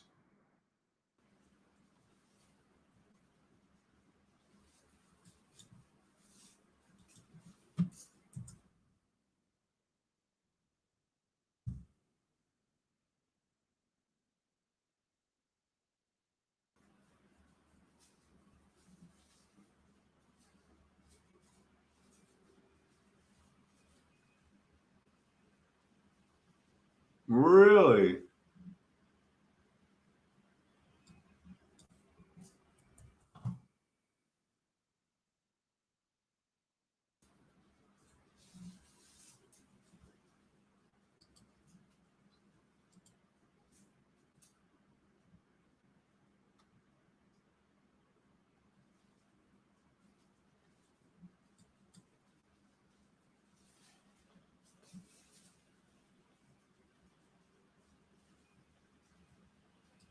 of the right of the free press. And why would the ATF risk beating this reporter in this manner? We can later see the body of an agent in a truck. This is the same body and truck that were later filmed leaving Mount Carmel in scenes shown on the news. What is interesting, however, is that there don't appear to be any other cars in the area as there were after the raid. So the time this scene was filmed is important to learning when this agent really died. When Linda Thompson was leaving the press area in Waco, she was stopped at one of the roadblocks and detained by this ATF agent who kept an MP5 submachine gun, his finger on the trigger, pointed at her head in the car. She snapped this picture and hid the film before the ATF agent illegally searched the car. Another example of how the government deals with the free press that aren't handpicked to tell you lies. And if the Branch Davidians, after being fired upon by helicopters, having their windows broken in, grenades thrown into their home, and ATF agents firing upon their children did finally fire back, they have Texas law on their side, which says, Texas Penal Code, Subchapter C, Article 9.31, self-defense. The use of force to resist an arrest or search is justified if, before the actor offers any resistance, the peace officer uses or attempts to use greater force than necessary to make the arrest or search, and when and to the degree the actor reasonably believes the force is immediately necessary to protect himself against the peace officer's use of or attempted use of greater force than necessary. Please make special note of that they consider you an actor, because to them this is a play staged for the angels. And me too, kinda. The FBI quickly moved in to seal Mount Carmel from the world. Before the day ended, an armored personnel carrier was brought in, and the Branch Davidians' communications were quickly cut off, making sure the world would not know the Branch Davidian side of things. The FBI had no warrant allowing them to block any communications whatsoever, yet the Branch Davidians' phone lines were immediately cut off and routed directly to the FBI. This is a felony under Title 18 of the United States Code, Section 2511. The FBI knew the Branch Davidians had ham radio and CB equipment and jammed these communications illegally as well. Media was kept 2 miles away, and the only news the world would hear would be the official story told by Agent Bob Ricks of the FBI at a press conference each day at 10:30 a.m. in Waco, attended only by the press that the FBI allowed to enter. The Department of Justice report admits many of the things that millions of Americans saw with their own eyes in Waco, the Big Lie, a videotape produced by the American Justice Federation about what happened in Waco. The Department of Justice report admits that the Branch Davidians were tortured for 51 days and their property systematically destroyed. The night of March 21st and the early morning hours of March 22nd, the FBI cleared vehicles around the compound, played loud Tibetan chants on the loudspeakers, and used the external floodlights. He also has a device of some kind larger than a gas mask.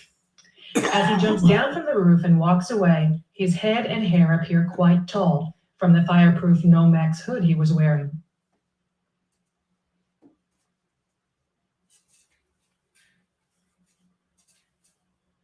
This is similar to a type of fireproof hood sold in police catalogs, shown here.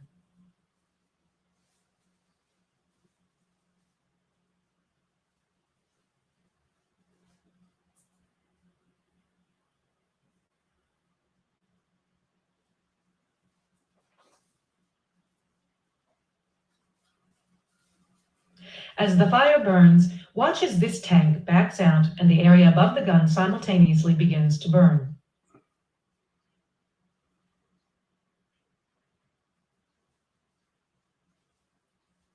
We'll play that again.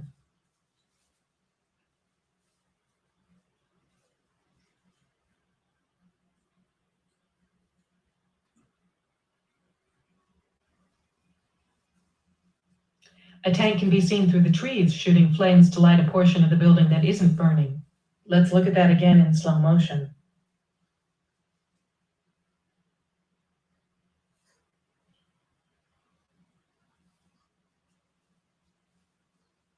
Before, during, and after the fire, agents can be seen coming and going around the house.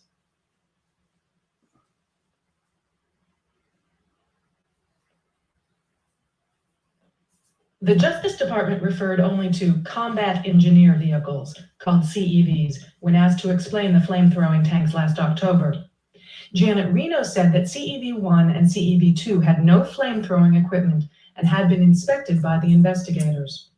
She neglected to mention that the Justice Department report says CEV-2 broke down, and the team of that vehicle obtained another CEV which was not equipped for tear gas. It fails to mention what it was equipped with, though, and the report doesn't mention at all the other tanks and CEVs and equipment they were carrying that day either. This is a picture of an M67 Flamethrowing Tank from Jane's Armor and Artillery 1979-80 edition, which military experts have identified as one of the types of tanks present that day. One of the characteristics of this tank is that it has a fake barrel extension on the end of the gun to disguise the flamethrower. This tank, parked alongside the ruins after the fire, seems to fit the bill. It has had a bulldozer blade and a boom arm attached to it. Notice the charring on the front, too.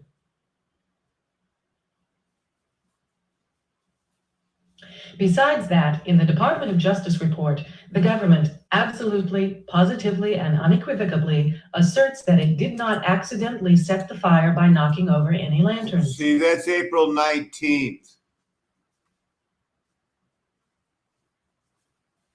I guess that's why we got here. Someone was certainly worried that the public was learning the truth. The government was taking a serious beating from public outrage after Waco, the Big Lie, was released. We've seen an example of police state America and what happened at Waco when they used flamethrowers.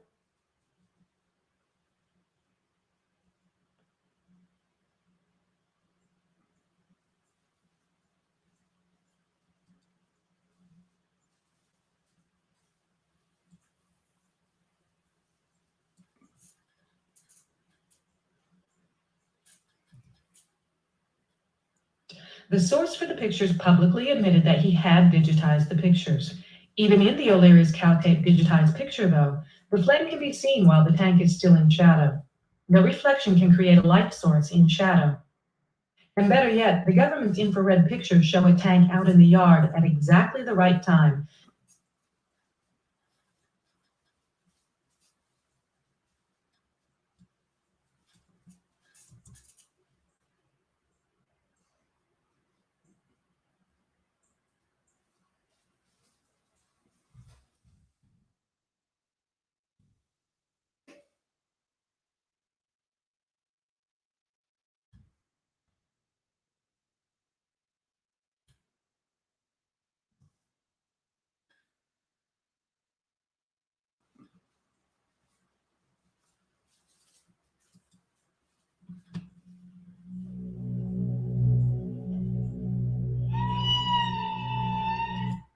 Convinced us that they did not, that is, the Davidians did not fire first. I sat by that door for several hours. I went in and out of that door 10 times, and I saw the bullet holes on the door on the right side. Almost every bullet hole was an incoming round. And what I mean by that, it's a metal door. You could easily tell that the bullets were incoming rounds. They were punched in. I'm not the Marine expert that Jack Zimmerman is, but I've been hunting since I was 10 years. As a member of the panel, I thought the main problem was going to be understanding the psychology of the people inside the company. But as I got into it, I quickly became aware that the psychology of the people outside the compound was more important to an understanding happening. They were mooning the women, for instance. They would drop their pants and bend over and bare their rear end to people that were looking out the windows, which was, not a situation that some of the women or even some of the men took too lightly in the sense of, well, do we want to send our children out to these kind of people? Steve, every time we're aware of movement, we've told you about trolling these guys. I mean, if you got guys out there right now pulling their pants down, men that are mature, they're sticking their butts out in the air and flipping the finger. Give me a moment. See, the guys that gravitate toward, riding in tanks, jumping out of airplanes and stuff like that, are a little different mindset than you have, right? I agree. So when they get a chance to use Bradley, probably half of them have never been into Bradley before. It might be a lot of kids in there. Absolutely. An opportunity to hey, let's drive this baby and see how it works. Sure, but somebody's got to be above these guys. Well, those vehicles and what they're doing do not show what is coming out of the mouths of some of you guys. Let me give you an example. Now that we brought this up, we had a burial for one of the people out front. Peter Gent was buried out front, and the tanks ran over his grave over and over and over again. Just totally, like it wasn't even there, and they knew that's what. What did you feel? What were your emotions? Well, we definitely weren't believing what we were hearing over the loudspeakers, that they were not entering the building or this was not an attack. You know, we were told they weren't going to be shooting, and yet they're firing what amounted to mortars or rockets at us, these ferret rounds, which sounded like a mortar. Were you afraid?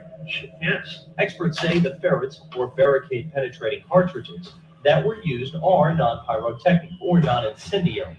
They introduce CS gas in a vapor form as the tip disintegrates.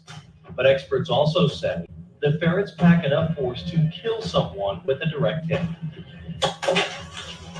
Empty ferret boxes found on the compound grounds warn against firing the rounds at people.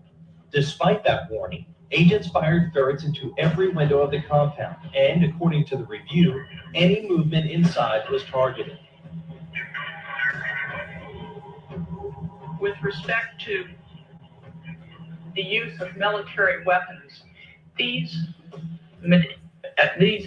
pieces of equipment were unarmed, as I understand it, and were contracted. I mean, it was like a good rent-a-car. They were a good rent-a-car. They actually drove right through the middle of the building into the kitchen area, basically at point-blank range, fired gas into the concrete room where the women and children were. In a cul-de-sac like that where there was no ventilation, they must have been going through. There was only one door. Front, yeah. There's no windows, no back door or anything like that.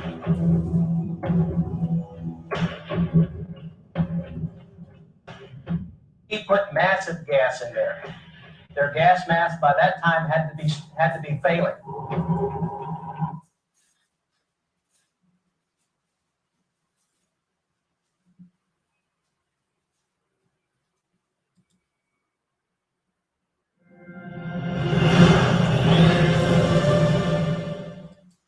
Murrah building on multiple occasions. We know that because he took Michael Fortier directly to the Murrah building and said that after his examination of all the potential targets, this is the one he was going to hit. McVeigh picks April 19th. Known as John Doe number 2, the description did not fit either Terry Nichols or Michael Fortier. Investigators concluded that John Doe number 2 never existed.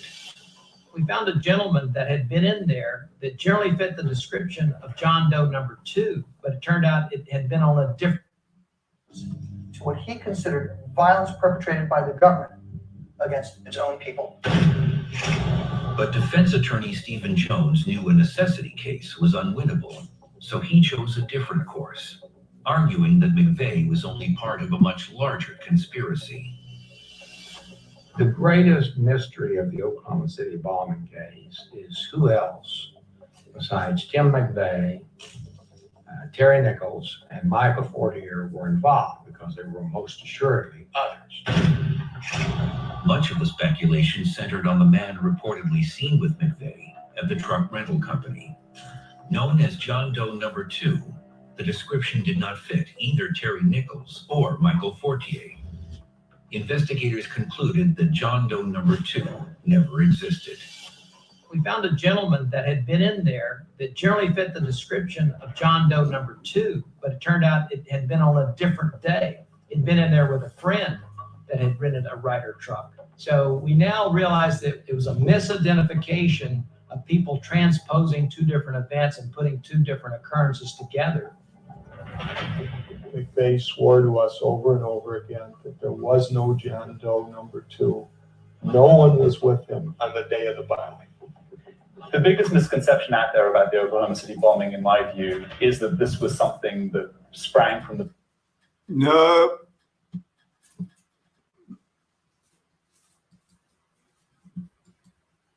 In our brains. And it's interesting because we all know about the Nile, and we can tell that Egyptian history in many ways gets pushed into our brain academically, because for some reason people don't seem to want to give true credit to the only history book that matters, and that's the Torah. Because the Torah is the foundation of all this knowledge, and we can actually see that. We can, once we understand the words that were written down for us to finally understand, we can actually see a lot of this stuff being played out. So we know what's true, we know what's false, we know what's being attributed to these people is actually something that came long before them. And so learning the Torah is just foundational to understanding how this section works, okay? So we all know that the Nile is the Euphrates, the Nile being tributaries, creeks, or streams. They literally confounded the meaning of this word. Now, getting back to Egyptus, son of Belus, this is where the current lands of Egypt have been named. Or this is for whom the current lands of Egypt have been named. Egyptus, son of Belus, founded a colony on the Euphrates. Appointed priest astrologers. Now this is coming from the Greek, okay, guys? We got to understand something. That a lot of the accounts that you're going to read, the Strabos, the Herodotus, the Diodoras, the whoever does it. The Herodotus, I already forgot the dude's name. Josephus. Anybody who you see during, who's actually transliterating a lot of this past history, they're doing it in the Greek era, okay? So this has already been, much of this history has already been established. And what they are doing from this point on is transliterating it into their own understanding, all right? And this is where things get lost in translation. Sometimes purposely, sometimes accidentally. So Egyptus. So the myth about Egyptus is he had 50 sons. 50 sons with multiple different women. I think I'm not sure if he actually caught Antonio Cromartie, but, or I'm not sure if Antonio Cromartie caught him, but I'm sure he's close. But the myth of 50 sons and the Danaes, all right, or Danaes. I'm not maybe some quite more sure rated how men, but otherwise. pronounce it. But apparently Egyptus had 50 sons. Unfortunately. And he set his sons to get married to his brother's daughters. And his brother tells his daughters to murder their husbands on their wedding night. So according to the legend, 49 of the 50 sons actually got murdered. And then the 50th son who didn't get murdered avenged his brother's deaths. And so this is a little mythology tied around Egypt. So I want you guys to go ahead and write this down because we're going to keep it moving. I just want to make sure that we get this. Oh yeah, I didn't even talk about this. We'll talk about this really quickly. We're going to get into this later. But the ancient name that the Egyptians called Egypt was Tamari. Okay? So we can see a few things here, okay? So we already know Ty and Mary have a few different meanings, and you'll actually hear be pronounced Tamara or Tamara, okay? But what we should know is Ty and Mary, etymologically, we know that the syllables actually break up the phonetical meanings of both of those sounds. So we've got Tamari, and we can actually go ahead and relate that to Ty, okay? That's easy. Now, I'm sure that somebody else has their own proclamation of exactly what the meaning is, but that's right there in the Egyptian hieroglyphic dictionary. It's right there, Ty, Mary. And then you also have Mary meaning stone, okay? So if we were to combine those words, that would be Ty stone, or the stone of Ty. Interesting, the stone of Ty. the stone of time. Mary. What does that also sound like? If we were to reverse the syllables, it would be Mary Ty. Interesting. Mary Ty. Ty Mary. Kind of sounds like this place I know. I'm not sure if you've heard of it. Make sure you get the notes because we're going to be going on to the next board scribble. Hopefully you can read all that stuff. And what I'll do is I'll zoom that leads us to the truth is well worth the time of investigation. So first, we are going to be looking at the first time that the word Egypt is brought up in Scripture. Now, I want to make this point again. In the first part, we define the differences between Mitzrayim and Egypt.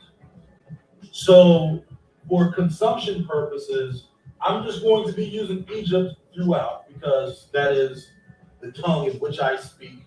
This is a bastardized Greek variation of whatever language that they were trying to hide. So what we're trying to do now is just figure out what are the characteristics of Egypt. So in Genesis 12:10, which is the first mention of Egypt in the Old Testament, or really in the Torah, Genesis 12:10. Okay? Now, in what context is Egypt mentioned? So there was a famine in the land, and of course, Abram at the time, him and his wife Sarai, go down to Egypt to sojourn or to basically take refuge. So I'm not sure how many of you are familiar with the story, but we could talk about that a little bit later. Okay, the point of this is just to say, okay, there was a famine in the land and they went to Egypt as a place of refuge. All right, so I'm gonna go ahead and put a famine refuge in terms of a theme that can be legitimately ascertained just by reading Genesis 12:10.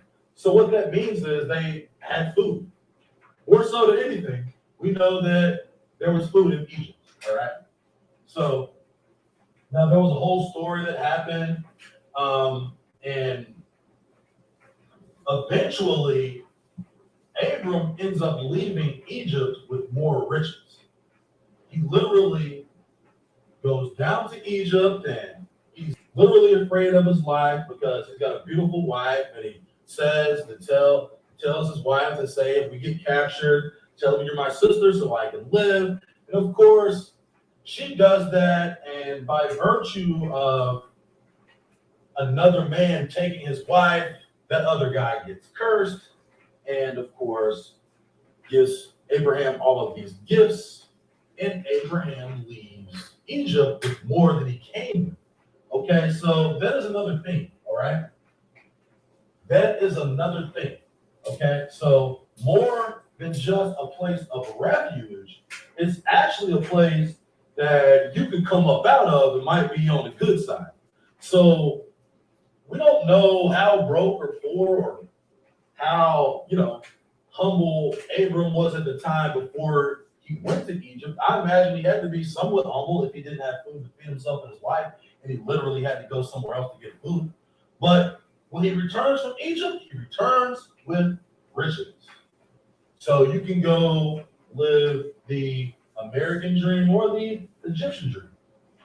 So in the next time that we see Egypt is in Genesis 26, and Isaac is being told not to go into Egypt.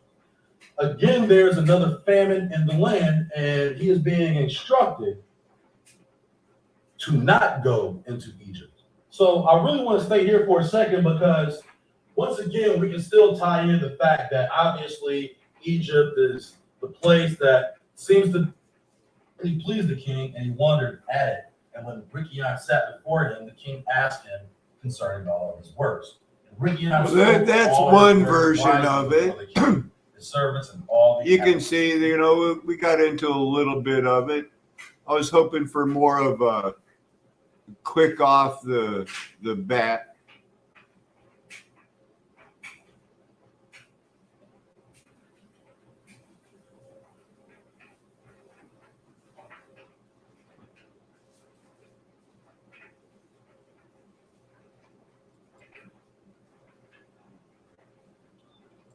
Until the Beringia migration, there was only one problem. There is no anthropological or archaeological evidence of any civilizations in pre-Columbian America being peopled by anyone but primarily Negroes. There is zero evidence for morphological characteristics of excavated bodies in burial mounds to have any Asian or Eurasian characteristics. This essentially blows the top off any race theory that says Negroes did not inhabit the Americas prior to the Eurasians. For this reason, pre-Columbian history of the Americas has been redacted from the classical historical narrative. To unravel the true history of America is to unravel the true history of Europeans. And if this were done, we would all see that all academically accepted history is a mountain of lies fabricated to push European superiority.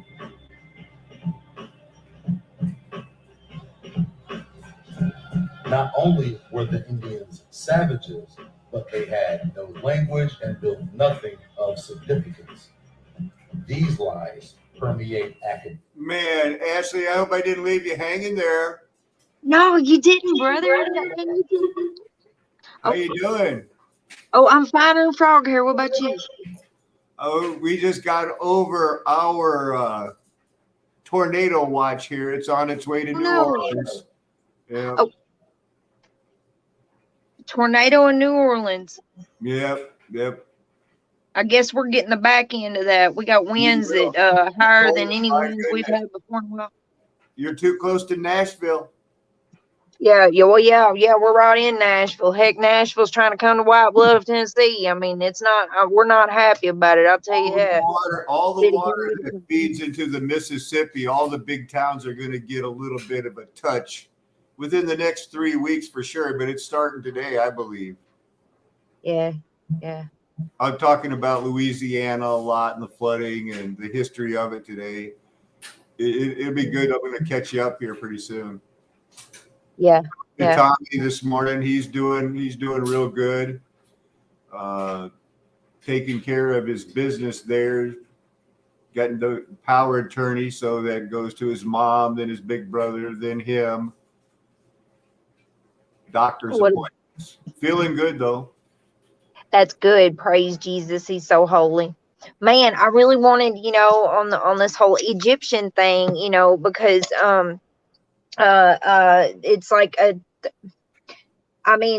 you got Isaiah, chapter 30. That's what I was doing. You weren't holding me up or nothing, because I was looking up some more verses and stuff. But you got Isaiah chapter 30, and it says, "Woe to the rebellious children, saith the Lord, that take counsel, but not of me, and that cover with a covering, but not of my spirit, that they add sin to sin, that walk to go down into Egypt, and have not asked at my mouth, to strengthen themselves in the strength of Pharaoh, and to trust in the shadow of Egypt.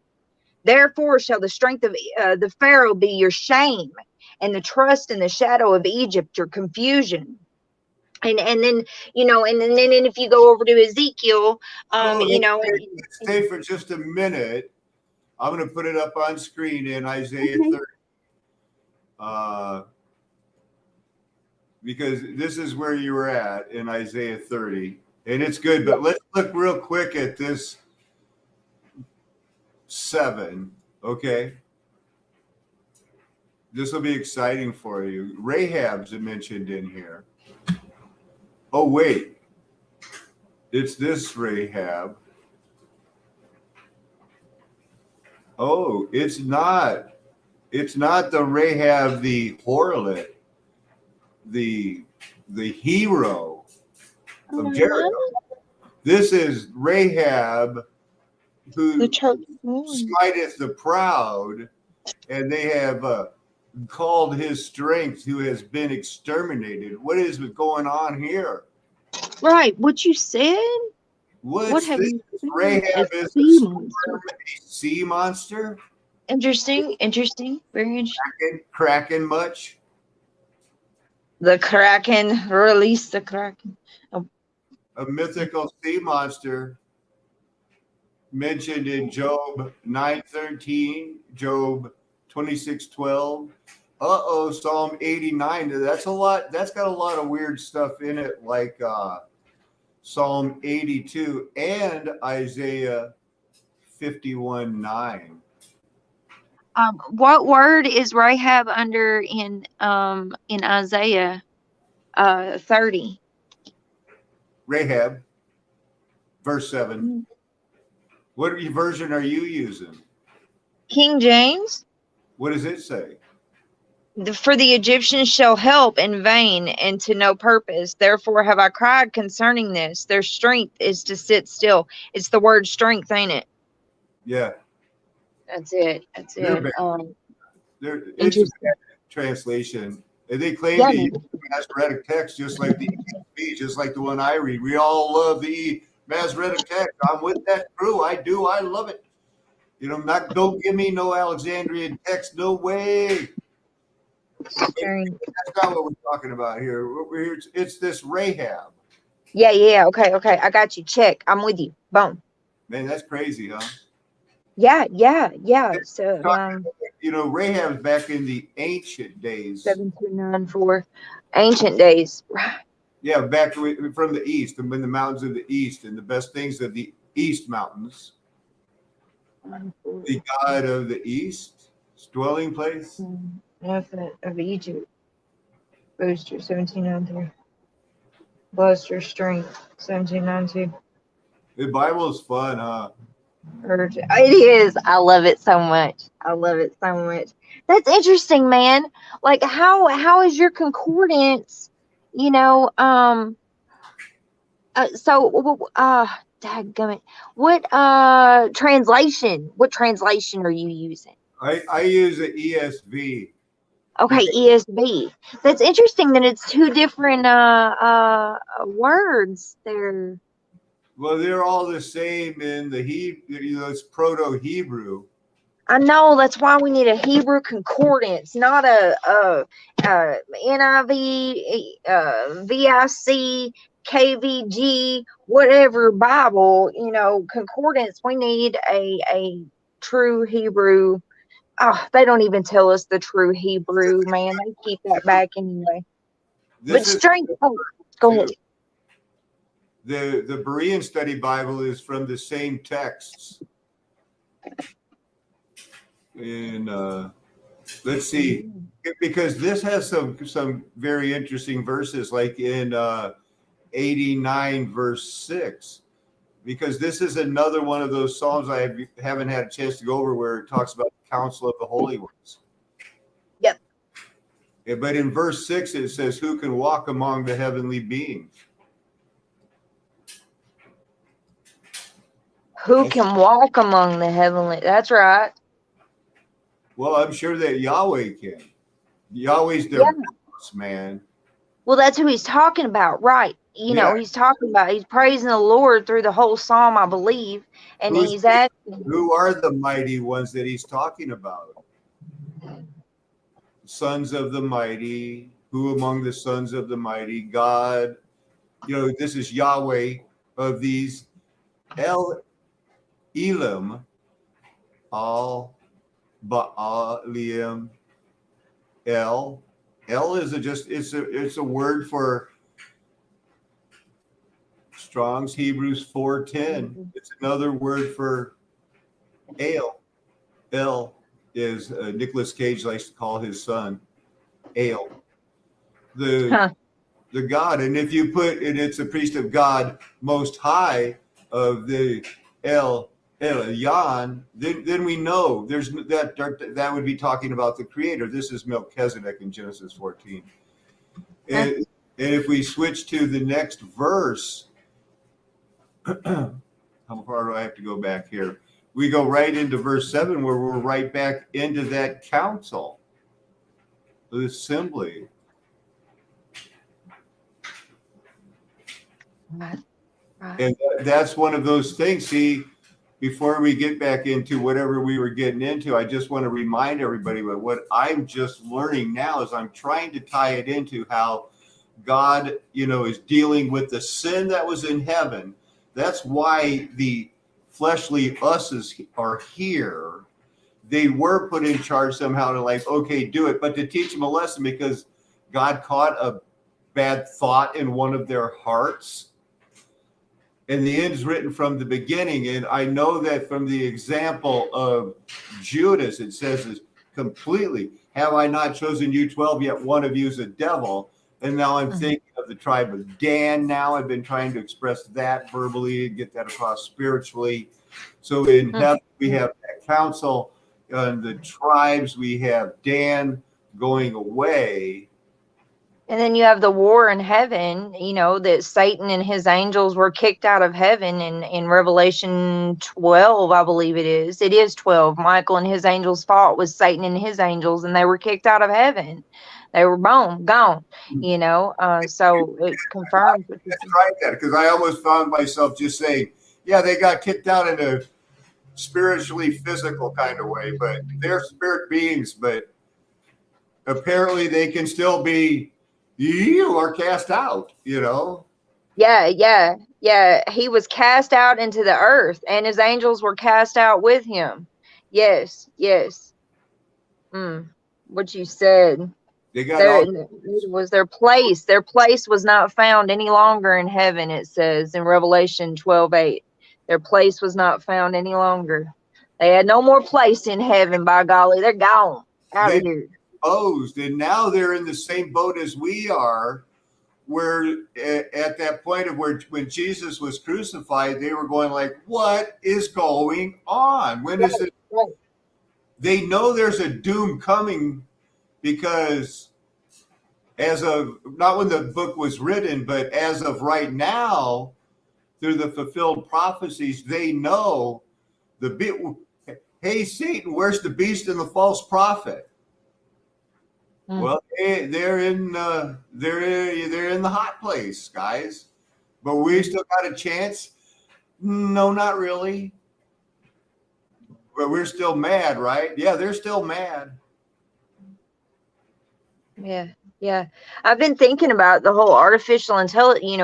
Jason and I were talking about it on the way to get groceries today, and we were talking about how, with the fallen angels, I was like, I wonder if when they got kicked out of heaven, they came here, they couldn't inhabit any bodies yet, and that's why now they have to have these vessels made, these computers, these D-Wave computers, and the phones and the vessels to walk around in, whatever they're going to do. Now they have to have something to inhabit. And Jason was like, he said, you see ones with Tourette's and stuff or dementia. And he's like, and that's demonic oppression, and it's the same thing with all of it. It's demonic oppression. They've made us think that these are medical issues, but what the problem is it's demonic oppression. And he was saying that the reason why that epilepsy, things like that. Say again? Like epilepsy, or like they used to say, well, maybe they were just confused and thought demon possession was somebody having a seizure. You ever heard that? No, but it is. It is a overtaking, and we can't think of demon possession as in something wrong, because it can be bitterness that has grown deep inside of us that has caused us to have arthritis our whole life. You know what I'm saying? Instead of praying against the arthritis, we need to be praying against the bitterness that's been deep rooted in. I've seen ones delivered from it by praying against or not seen it. I've heard of ones delivered from it that have been delivered from bitterness, and their arthritis, go away. This is not jewelry. This is copper. And this is silver and with gold on it, because I have arthritis and stenosis. Not as bad as my mom, but there's some times where my fingers just curl up and I have to pull my fingers open. I have to show you mine. See, I was 8 years old when I was diagnosed with juvenile arthritis. And by the time they told me when I was 8, by the time I was in my 30s, that I would have rheumatoid arthritis. Well, I watched my mama go down with arthritis. I watched her, like you're talking about, where she couldn't move her hands and stuff. Well, by the time I got in my early, and my mom started doing it too. And by the time I got in my early 20s, I started noticing my hands, they would get stuck because I did a lot of cooking, stirring, and, moving. My hands would be tight and stuff. And then I took on that. Well, I was diagnosed with it when I was young, so I just continued to say my arthritis, right? Well, then Jason comes into my life and he's like, don't allow that curse to be put upon you, you don't have to have that. So I stopped. Now, wait a minute now. I stopped speaking my arthritis. And I started speaking against it. Father, rebuke it in the name of Jesus, and help me to find out what it is that's going on with me. And I know for sure. Now I still have problems with it and stuff, and I rebuke it in the name of Yeshua, and it does help me, stop the pain and whatnot. It's not as bad as it used to, because used to it was really bad. It would take me a while. I'd have to walk in the daytime. I would have to walk to get my body to move so that when I went to work, I could move my body, and it wouldn't be as painful. But I had to stretch that stuff out, bro. And now it's different. And I'm finding out that I have things that I've pushed down, that I've not talked about in a long time, or I've not recognized, because Satan lies to us about things up here, and I've not recognized it. And the Lord's working with me on that. There are things I can tell when I talk about certain subjects. I can tell the change in my voice. I hear it automatically when I start talking about certain subjects, and I'm like, oh, whoa, but it's just a few. Now, back in the day, it wasn't. I could tell you everything wrong in my life, and it was blessings from the Lord. I wouldn't be who I am today without all those things happening to me then. But I have not believed that yet. I have not believed that, still smoking cigarettes. There's something still hanging on there. I have not believed that my Father already delivered me when he died on the cross for me. There's something I'm still holding on to. And, and it's with anything that I've coveted, which coveting is addiction. Covetousness is addiction, and that means anything. It's not just a drug, cocaine, meth, whatever, or cigarettes, or man, it could be an obsession with reading James Patterson books, because it's coveting. That before it slips my mind again, I wanted to add one more thing that has the 12 in it, and it is the nerves in our brain that surround our pineal gland, and they're in pairs, so there's 24 of them. And that's when you're tuned for God, that you offer your praise before God. But back to the 12, if you use that as an example of the one that gets lost, didn't I choose you one, yet one of you is a devil. And inside all of us, that stain of sin is that leads to addiction. Whereas the Bible says the Bereans discovered, and it stated, the only healthy addiction is the addiction to Scripture. We are going to be addicted to something in our lives. And you can take this 21-day challenge to, read, more than 3 chapters a day will get you through the Bible in a year. Well, you know what? You can read through the Bible in 3 weeks. Right. Study, man, and oh my goodness, the more you read, it's so exciting, because you're learning about your God who created you, and he is a part of you. He lives inside of you, and you're learning about something that's inside of you, that is, it's just beautiful. It is. Is have it playing in the background. I have this, it is, let me pull it up. Mine's on Amos right now. Now, with this one, I have it on my screen. If I want to hear the New Testament, I'll just pull up a book, and you can go over on YouTube. Revelation and read it at the same time. Yeah. The revelation to John, chapter 1. The revelation of Jesus Christ, which God gave him to show to his servants the things. Well, you get the idea. Yeah, Tommy said that that he hears you you know, and you're playing the Bible and stuff, and we started talking one day about the pipes, and he was like, I'm hoping that when he's playing the Bible verses that it's getting in through the pipes of the water, you know, getting the water and going in through the pipes and stuff, and I thought that was real cool. Think about it. Yeah. Yeah. Yeah. Yeah, but this is from the seven spirits who are before his throne, and from Jesus Christ. now. Listen, I'm going to start it over. The revelation to John. Did you hear that? Chapter 1. I got to pause it when but in the background, like let me just start another book. You'll hear it. This is in the background is playing 432 solfeggio vibrations.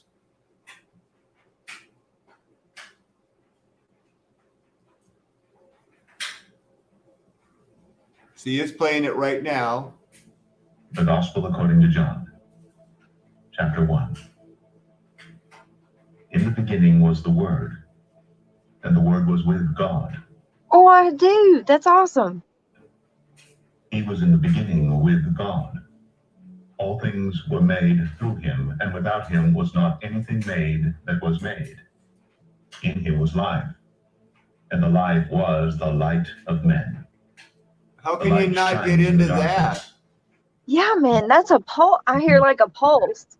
That's amazing. I love that. Was John. And he was a witness to the next thing you know, I wonder if you could the next thing you know, it's like I've been listening to the Bible for 5 hours.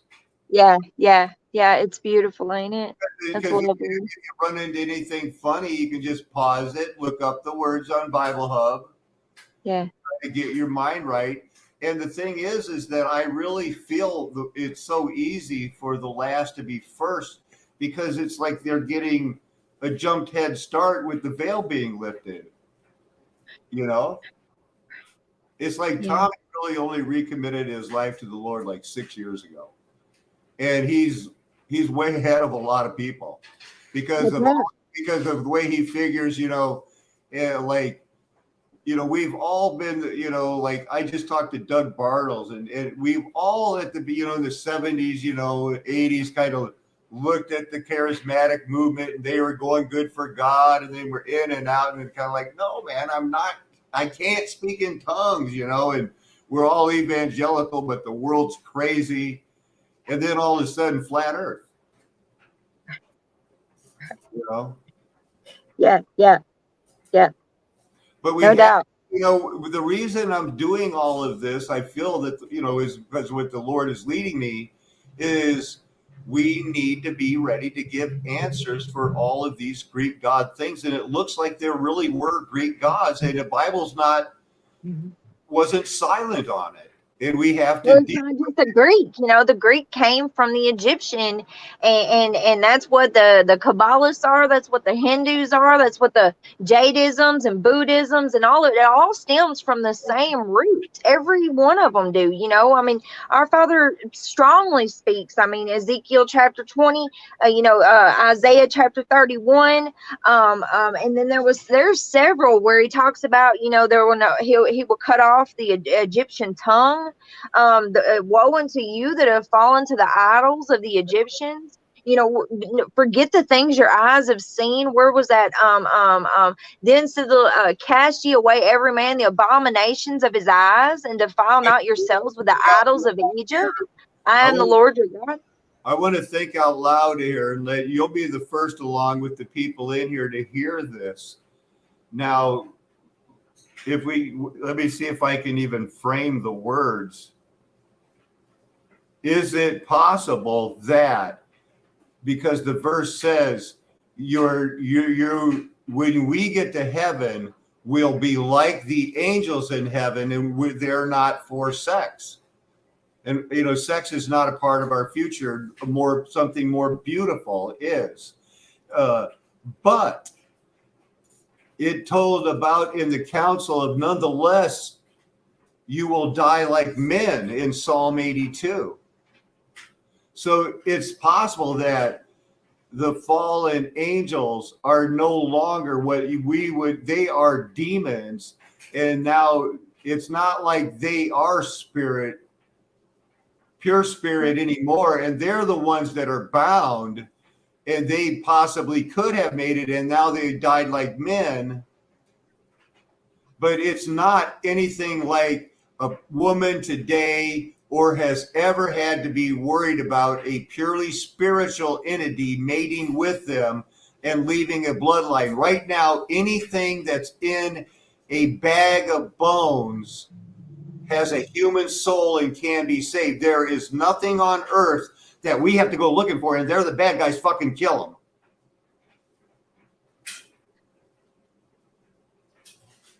them. Interesting, because okay, we just keep talking. Hold on. As long as it ends with we don't kill anybody on earth, we are all part human enough, no matter what they've done with their experiments to those people in the past, wherever, if it's incubator tubes or whatever we came out of, I don't care anymore. We're human. I don't care anymore. Yes, but yes, all these things that have happened. It all is written in the Word, told that it's going to happen. These things that have happened, it's been written. It's been written and said that they're going to happen. Why I named this title this, and that's why we started off looking at the storms that are going to change the Mississippi. I'm down with it. What are you looking at? I'll pull it up. Oh no, I have all these Bible verses written down. I'm looking through my notebook. That's what I'm looking through. Nothing you can pull up. Here's where we need to look at then. We'll need to go back to the very beginning of the Bible, because here's where I part with everybody else. And here's where what the Lord is showing me recently, you know, that it's in this beginning, you know, when God did this, and there was without this form and void, and darkness was hovering over it. Before this, you know, and the whole thing of the recreation, that is more of Genesis 2. But in this one, God said, let there be light early. And there was light. And God saw the light was good. Okay, if we stopped right there, you know, it's fine. But we get more information. Where did he get the light? He extracted it from darkness. It says, God separated the light from darkness. And that's something that we really have to look at. If this creation for this thing on earth was dealing with 1 John chapter 3, not that God was dealing with anything man-centric first. That's not why Jesus was manifested.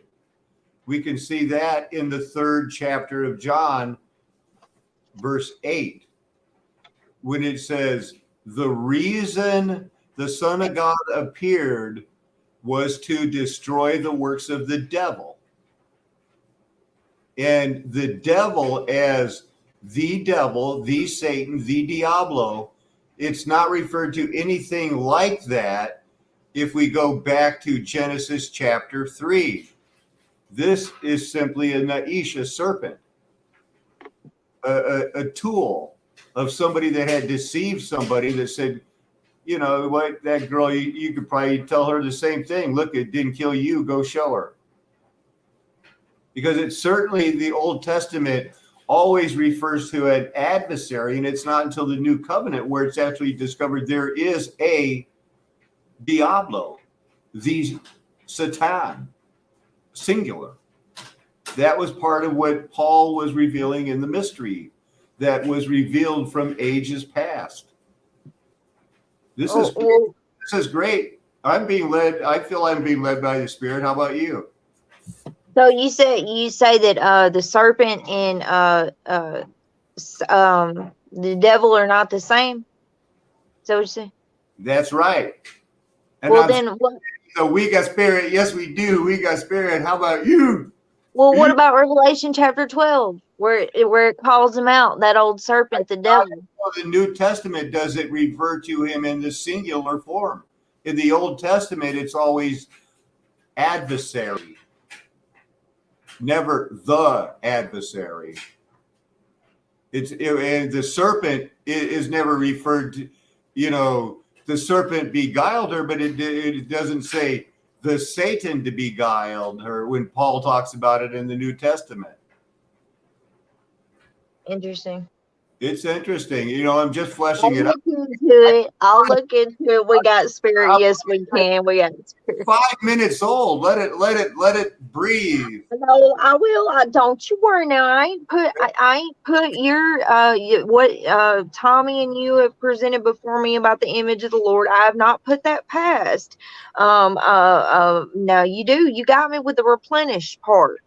Why did he have to replenish the earth? Why this word? So you got me, and I'm still brewing on that one, because talking to Yeshua about it, I'm really on this artificial intelligence thing right now, and boy, that's my main study. That's my main goal. Let's just stay here and let it be light, and God saw light is good, and he took, he separated the light from the darkness.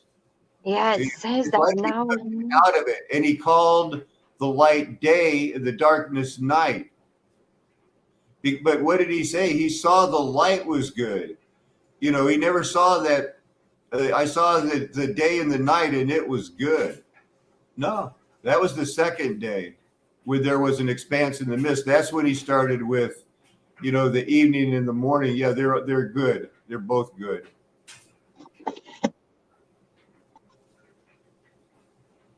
Then they, he saw those third day, the evening and the morning. That was good.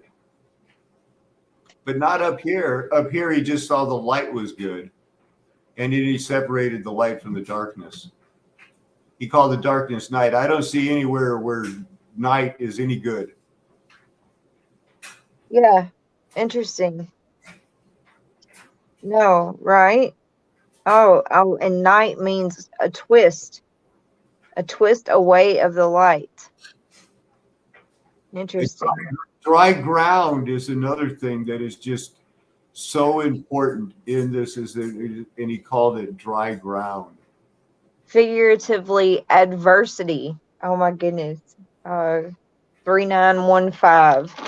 Oh my goodness. Oh, Alan, I love you so much. You get me in the word, and going through the concordance and Bible stuff. I have to go. I gotta go. But I love you. And y'all have a blessed day in the name of Jesus.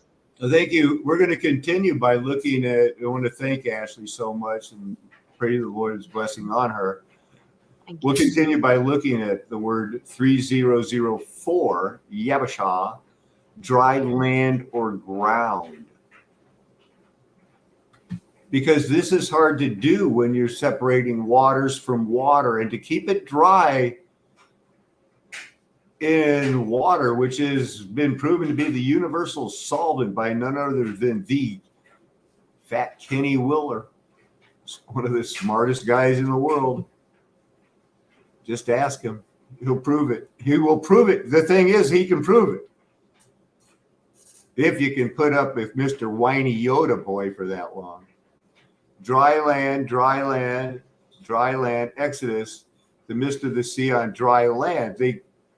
They crossed a sea on dry land, walked on dry land through the mist.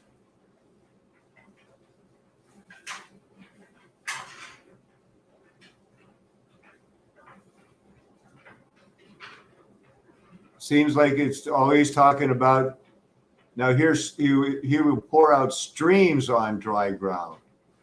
Let's look that one up.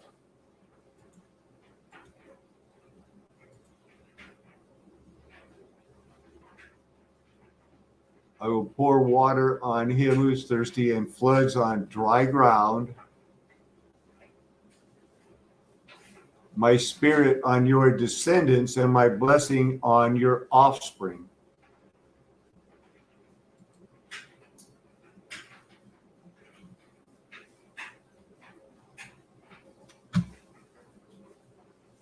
To Job, your descendants. Is this Isaiah 65? By the Lord and their descendants. Oh, the promises made to David. Hallelujah. Let's get back to the great raft. We were looking at that and the Battle of New Orleans. Gary Joyner is a historian and Red River scholar at LSU in Shreveport. The raft was like a living, breathing thing. It moved. The southern end kept on breaking off because it just rotted due to its own weight, and the northern end was building. At one point, the raft was 400 miles long. By the time Shreve gets here, it's down to about 110 miles. Just about 100 yards north of where we are is one of his more famous cuts that created Shreve Island. He did it in a day. Wow.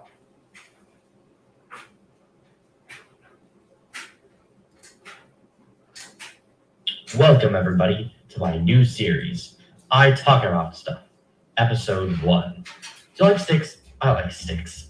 And that's what we'll be talking about today. Sticks. Sticks. Yes, I said it. Sticks. Not very exciting, isn't it? But it will be after I tell you the story of a guy who liked rivers and very much did not like sticks.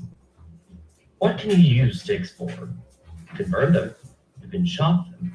You can even clog entire rivers with them. That's what happened to the poor Red River. The Red River runs from North Texas into northwest Louisiana all the way across to the Mississippi River, the most important trade river in America. It would be an amazing river for trade throughout this region. However, there's a very, very, very big problem. The Great Raft. The Great Raft was a huge pile of sticks. Lots and lots of sticks. Many, many sticks. 180 miles of stick, to be exact. That is a lot of sticks. Probably enough sticks to not let anyone go through them. Ever. Thanks for watching. Make sure you smash that button. Wait, there's more. I forgot the most important part of the story. Silly me. We have a hero coming to our rescue. And his name is, you guessed it, Henry Miller Shreve. He was an engineer, captain, and superintendent of the Western River Improvements. Who likes rivers? Because that's just what he does. He was born in 1785 in New Jersey. His father died, so he had to start working on steamboats to support his family, which is when his career started. He eventually got enough money to get his own steamboat, and then his career skyrocketed. He became a captain of many, many more steamboats, helped win the Battle of New Orleans, stopped a trade monopoly, and designed and improved steamboats crucial to the development of this relatively new technology. But that's not what you're here for. That's a story for another day. What you're here for is the story about sticks. All of those sticks are still there, and what are we going to do about it? Well, Captain Henry Miller Shreve is going to do something about it. He spent many years racking his mind over one problem: how to get rid of these sticks. And he found a solution. A new kind of boat that has a huge jaw for pulling up these sticks, which I call the shark boat.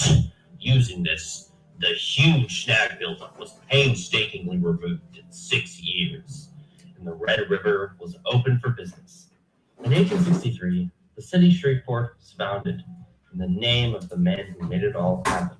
And though the river is now mostly used to get around a weird gambling law, I wouldn't be here if it wasn't there. So thank you, River, and thank you to Captain Henry Miller Shreve.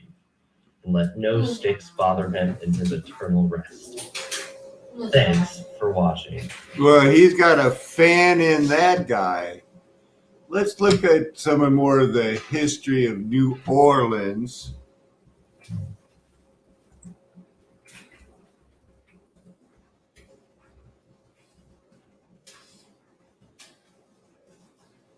Got to be something interesting tying up. Why is that so important?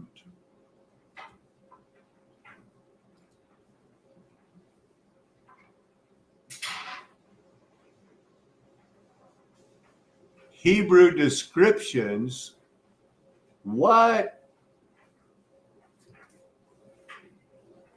The great city synagogue of Vilna was built of stone from 1630 to 1633, after permission was given to build a stone structure to replace the old synagogue. In 1635, the synagogue was pelted with stones by rioters.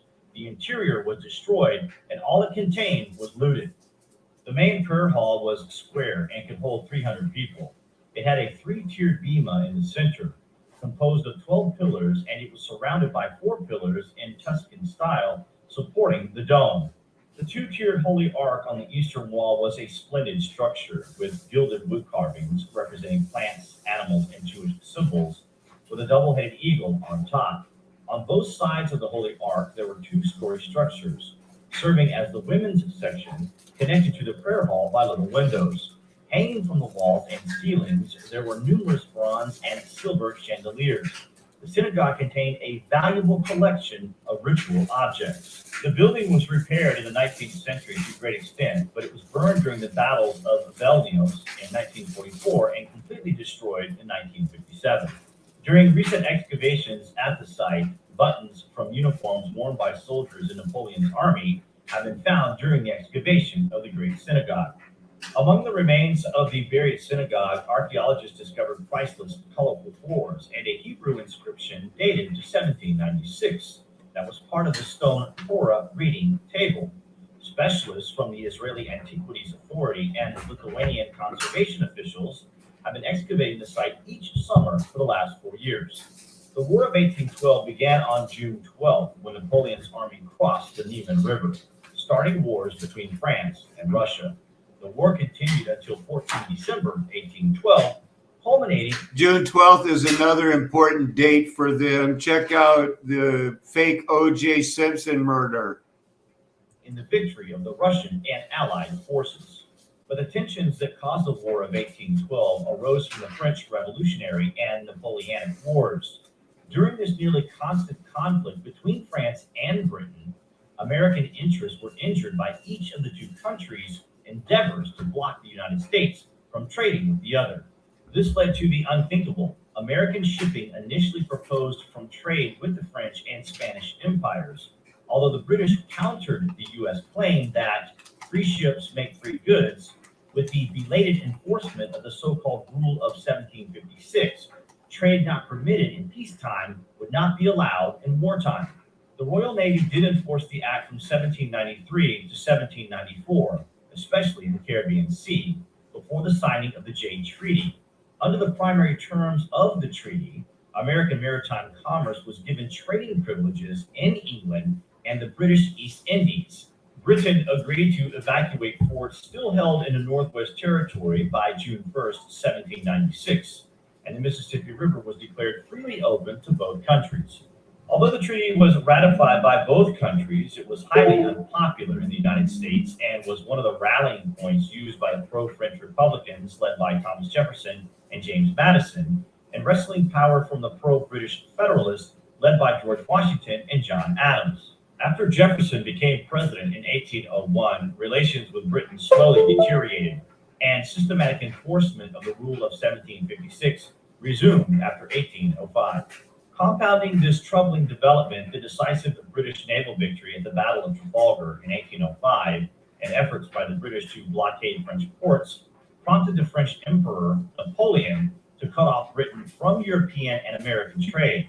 The Berlin Trade Decree of 1806 then established Napoleon's continental system, which impinged on U.S. neutral rights by designating ships that visited British ports as enemy vessels. The British responded with orders in council in 1807 that required neutral ships to obtain licenses at English ports before trading with France or French colonies. In turn, France announced the Milan Decree, which strengthened the Berlin Decree by authorizing the capture of any neutral vessel that had submitted to search by the British. Consequently, American ships that obeyed Britain faced capture by the French in European ports, and if they complied with Napoleon's continental system, they could fall prey to the Royal Navy. The Royal Navy's use of impressments to keep its ships fully crewed also provoked Americans. The British accosted American merchant ships to seize alleged Royal Navy deserters, carrying off thousands of U.S. citizens into the British Navy. In 1807, the frigate HMS Leopard opened fire on the U.S. Navy frigate Chesapeake and seized 4 sailors, 3 of them U.S. citizens. London eventually apologized for this incident, but it came close to causing war at the time. Jefferson, however, chose to exert economic pressure against Britain and France by pushing Congress in December 1807 to pass the Embargo Act, which forbade all export shipping from U.S. ports and most imports from Britain. But this act hurt Americans more than the British or French, however, causing many Americans to defy it. Just before Jefferson left office in 1809, Congress replaced the Embargo Act with the Non-Intercourse Act, which exclusively forbade trade with Great Britain and France. This measure also proved ineffective, and it was replaced by Macon's Bill No. 2 in 1810, that resumed trade with all nations, but stipulated that if either Britain or France dropped commercial restrictions, the United States would revive non-intercourse against the other. In August, Napoleon insinuated that he would exempt American shipping from the Berlin and Milan decrees. Although the British demonstrated that French restrictions continued, U.S. President James Madison reinstated non-intercourse against Britain in November 1810, thereby moving one step closer to war. Britain's refusal to yield on neutral rights derived from more than the emergency of the European War. British manufacturing and shipping interests demanded that the Royal Navy promote and sustain British trade against American competitors. The policy born of that attitude convinced many Americans that they were being consigned to a de facto colonial status. Britons, on the other hand, denounced Americans' actions that effectively made the United States a participant in Napoleon's continental system. As a colony of Great Britain, Canada was swept up in the War of 1812 and was invaded several times by the Americans. The war was fought in Upper Canada, Lower Canada, on the Great Lakes, and the Atlantic, and in the United States. The Peace Treaty of Ghent of 1814, which ended the war, largely returned the status quo. However, in Canada, the war contributed to a growing sense of national identity, including the idea that civilian soldiers were largely responsible for repelling the American invaders. In contrast, the First Nations allies of the British and Canadian cause suffered much because of the war. Under increasing pressure, Madison summoned the U.S. Congress into session in November 1811. Pro-war Western and Southern Republicans, known as Warhawks at this time, assumed a vocal role, especially after Kentucky Warhawk Henry Clay was elected Speaker of the House of Representatives. Madison sent a war message to the U.S. Congress on June 1, 1812, and signed the Declaration of War on June 18, 1812. The vote seriously divided the House 79 to 49 and was greatly close in the Senate 19 to 13. Because seafaring New Englanders opposed the war while Westerners and Southerners supported it, Federalists accused war advocates of expansionism under the ruse of protecting American maritime rights. Expansionism, however, was not much of a motive, as was the desire to defend American honor. The United States attacked Canada because it was British, but no widespread aspirations existed to incorporate the region. The prospect of taking East and West Florida from Spain encouraged Southern support for the war. But Southerners, like Westerners, were sensitive about the United States' reputation in the world. Furthermore, British commercial restrictions hurt American farmers by borrowing their produce from Europe. Regions seemingly removed from maritime concerns held a material interest in protecting neutral shipping. free trade and sailors' rights was not an empty phrase for those Americans. The onset of war both surprised and chagrined the British government, especially because it was preoccupied with the fight against France. In addition, political changes in Britain had already moved the government to assume a conciliatory posture towards the United States. British West Indies planters had been complaining for years about the interdiction of U.S. trade and their growing influence, along with a deepening recession in Great Britain, convinced the Liverpool ministry that the orders in council were averse to British interest. On June 16th, 2 days before the United States declared war, the orders were suspended. Some have viewed the timing of this concession as a lost opportunity for peace, because slow transatlantic communication meant a month's delay in delivering the news to Washington. Yet because Britain's impressment policies remained in place and frontier Indian wars continued, in all likelihood the repeal of the orders alone would not have prevented war. The origins of the War of 1812 were in the conflicts that raged in Europe for almost 2 decades after Napoleon Bonaparte became first consul, later Emperor of France. These Napoleonic wars between 1799 and 1815 caused Great Britain to adopt measures that greatly aggravated the United States. That's all from us for the moment, guys. You can let us know below what you are thinking, and as always, thank you for watching.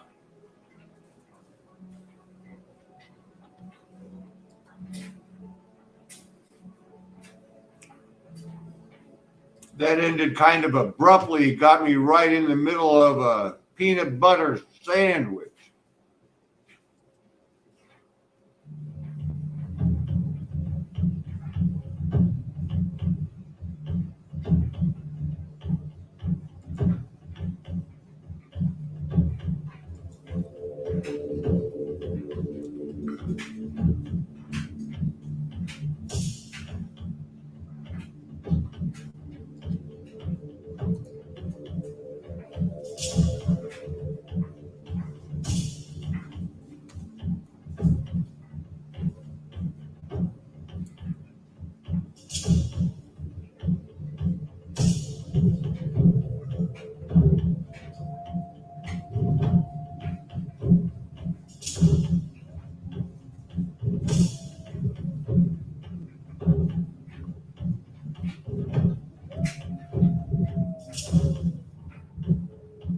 Hero of the Choctaw.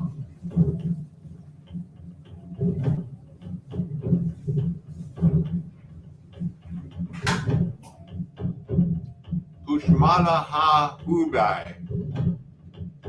I wish that this guy would have spoke over this video.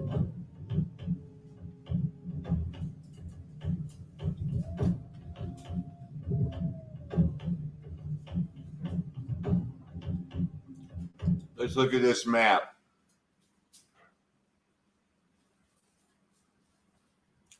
St. Louis and New Orleans, those were their 2 moneymakers, along with Chicago and Detroit. Those were all the big French possessions, and they ran them through these Great Lakes. They had control of everything.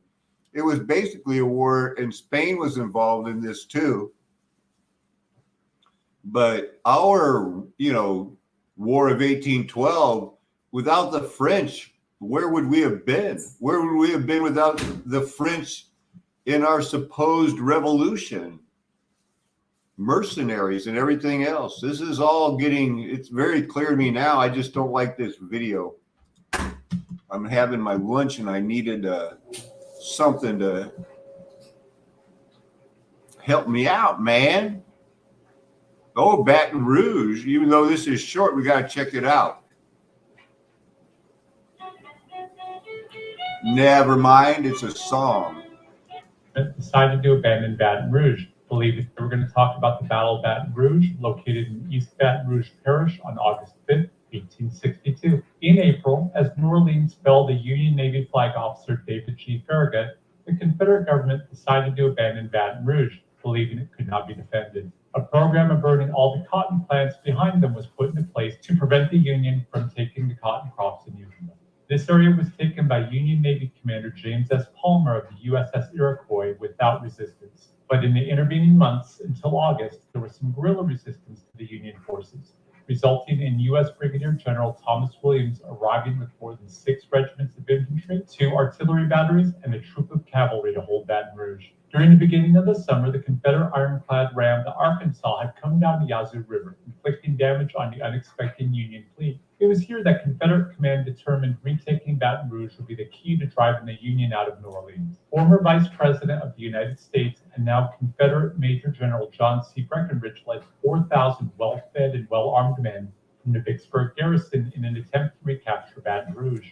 At the same time, Confederate warship Arkansas was steaming down the river to engage the Union ships at Baton Rouge and stop their ability to help the Union land forces. The Union troops at Baton Rouge were new.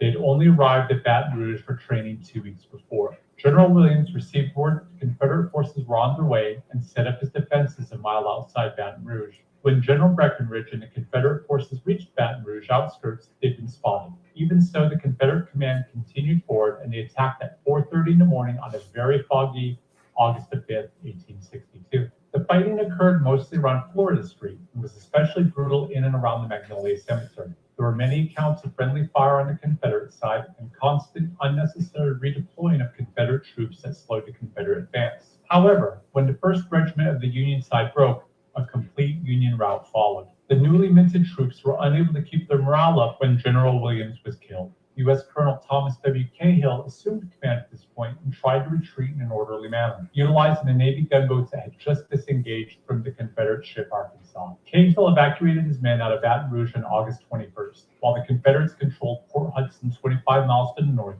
and began building a large base there. Estimated casualties for the Union was 371 killed, wounded, and missing, while the Confederate victors lost 478 men that were killed and wounded. Please join us again next time on Things You Should Know, Civil War Edition.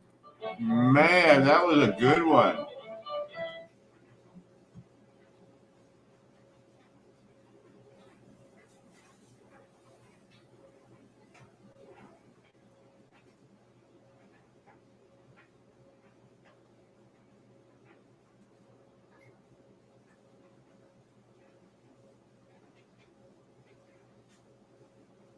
Almost got me with that one.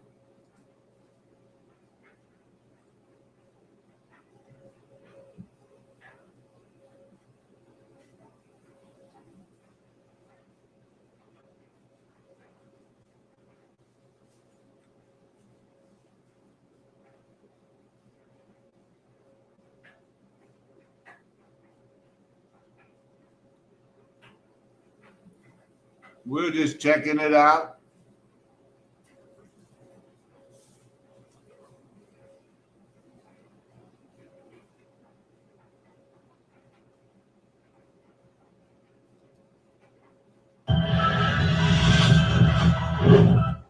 Abram, being Sarai's brother, caused him to obtain riches under the favor of Pharaoh. But conversely, Pharaoh was cursed as a result of taking another man's wife. All of these things he acquired under Pharaoh, who the book of Jasher says was Rikion at the time. Mitzrayim was supposedly a place of well-built civilization, whose story of exactly how and when it was founded gets lost in context. By the time of Abram in Genesis 12, the Tower of Babel had been destroyed and men had been scattered upon the face of the earth, just before in Genesis 11. We also know that the lands were divided in the days of Peleg after the tower. So in this same context, we know that wherever Mitzrayim is located, its civilization is already established, with very little detail mentioned prior to Genesis 12, describing the historical foundations of such civilization. If we just take the roles of Pharaoh, which many sources make synonymous with the king of Egypt, but we know began with taxing the dead, we can see the role of Pharaoh change from Genesis to Exodus. In both instances of Abram and Joseph, Pharaoh doesn't act as an oppressor until after the death of Joseph. Then does a different Pharaoh become the face of oppression.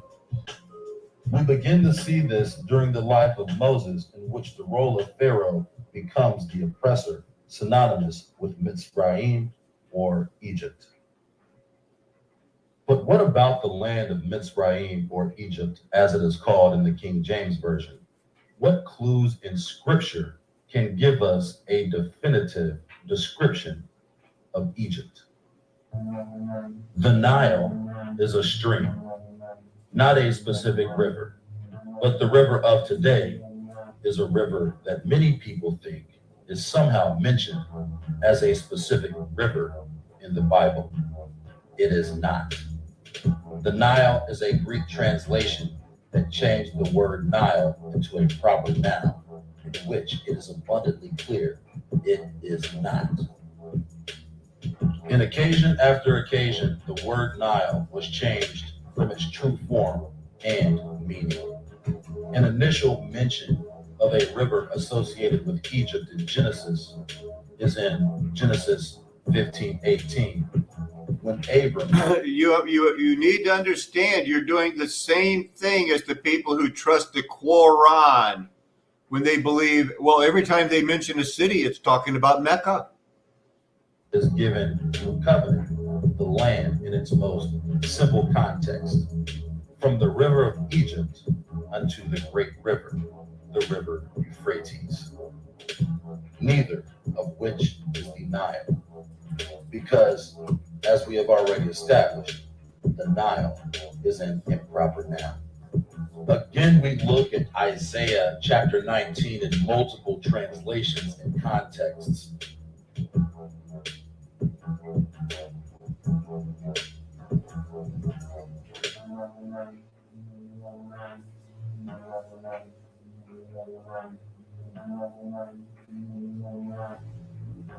The mouth of the Nile is the Egyptian Sea.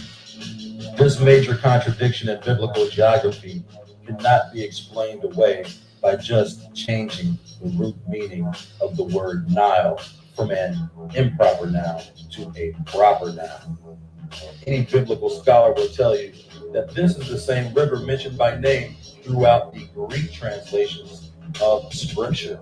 But that same scholar cannot properly reconcile the problem with its literal inconsistencies. Most biblical scholars put the Sea of Egypt as the Red Sea. In doing this, they must be creative in order to make these landmarks fit into their proposed geographical templates. What ultimately happens is the truth spirals down the open air latrine of heathenistic nonsense. In order for this nonsense to fit their templates, words, names, and meanings must be translated completely out of context.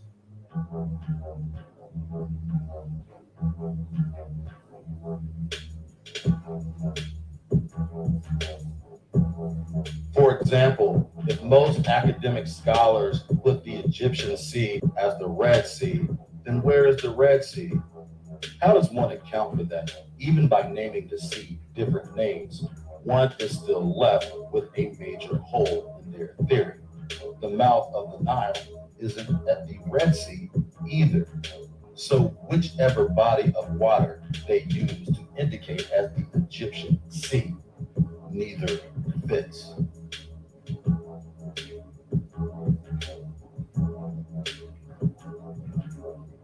More evidence, their information is manufactured to promote false geography.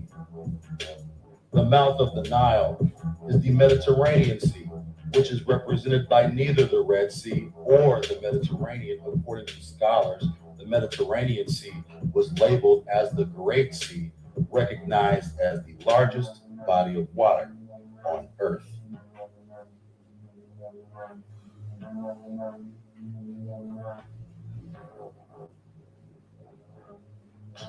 This is the central part of their deception, the world map.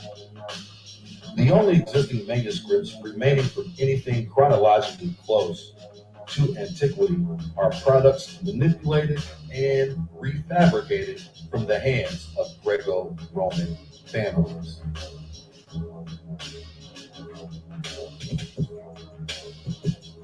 Why would classical Egyptian history only be explored and taught through the lens of non-Egyptians?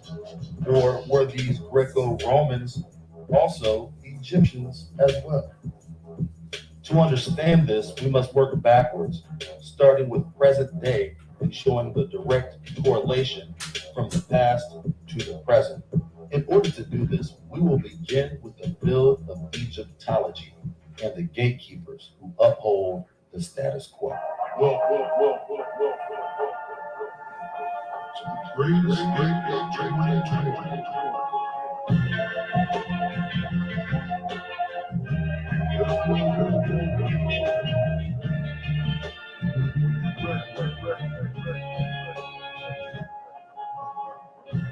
The narrative concerning Egypt sits mostly under the hands of Europeans and Freemasons, specifically the French, followed by the British and the Germans.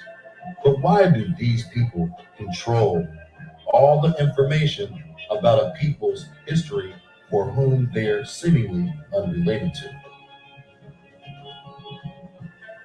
The Louvre in Paris and the British Museum, what reason would these nations have to create a manufactured story about Egyptian history?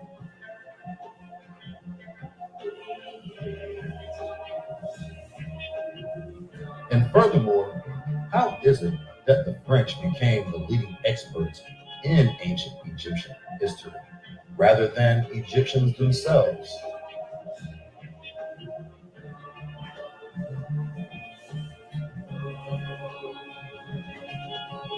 And why did the top Egyptologists study in America and Europe rather than exclusively in Egypt?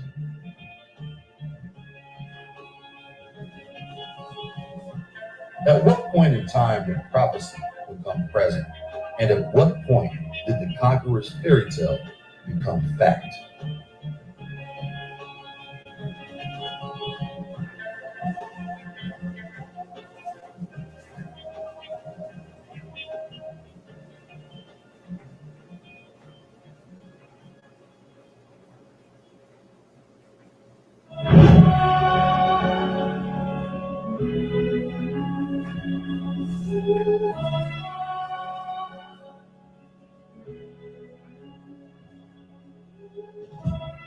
According to the historical narrative, Napoleon Bonaparte invaded Egypt in 1798 as an offensive against British India, apparently to stop British trade access to India.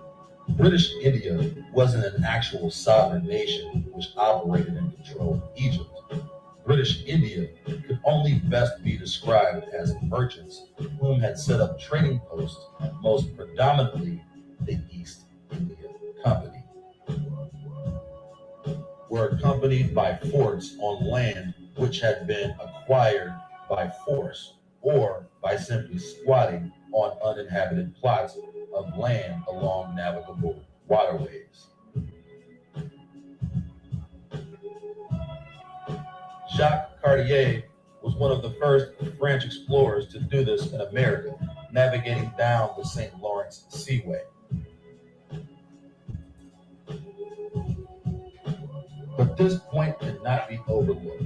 The most notable French explorer, Napoleon, his expedition and invasion of Europe happened at the exact same time as the Louisiana Purchase.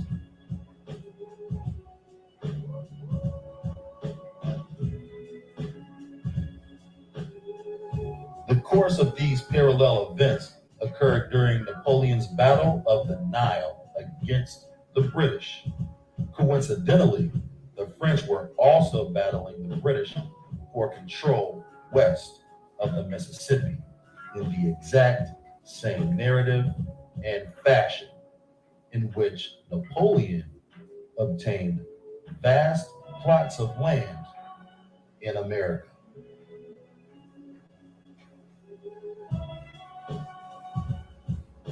So a serious question should be asked. How did Napoleon acquire ownership of vast lands in Middle America while at the same time he was invading Egypt.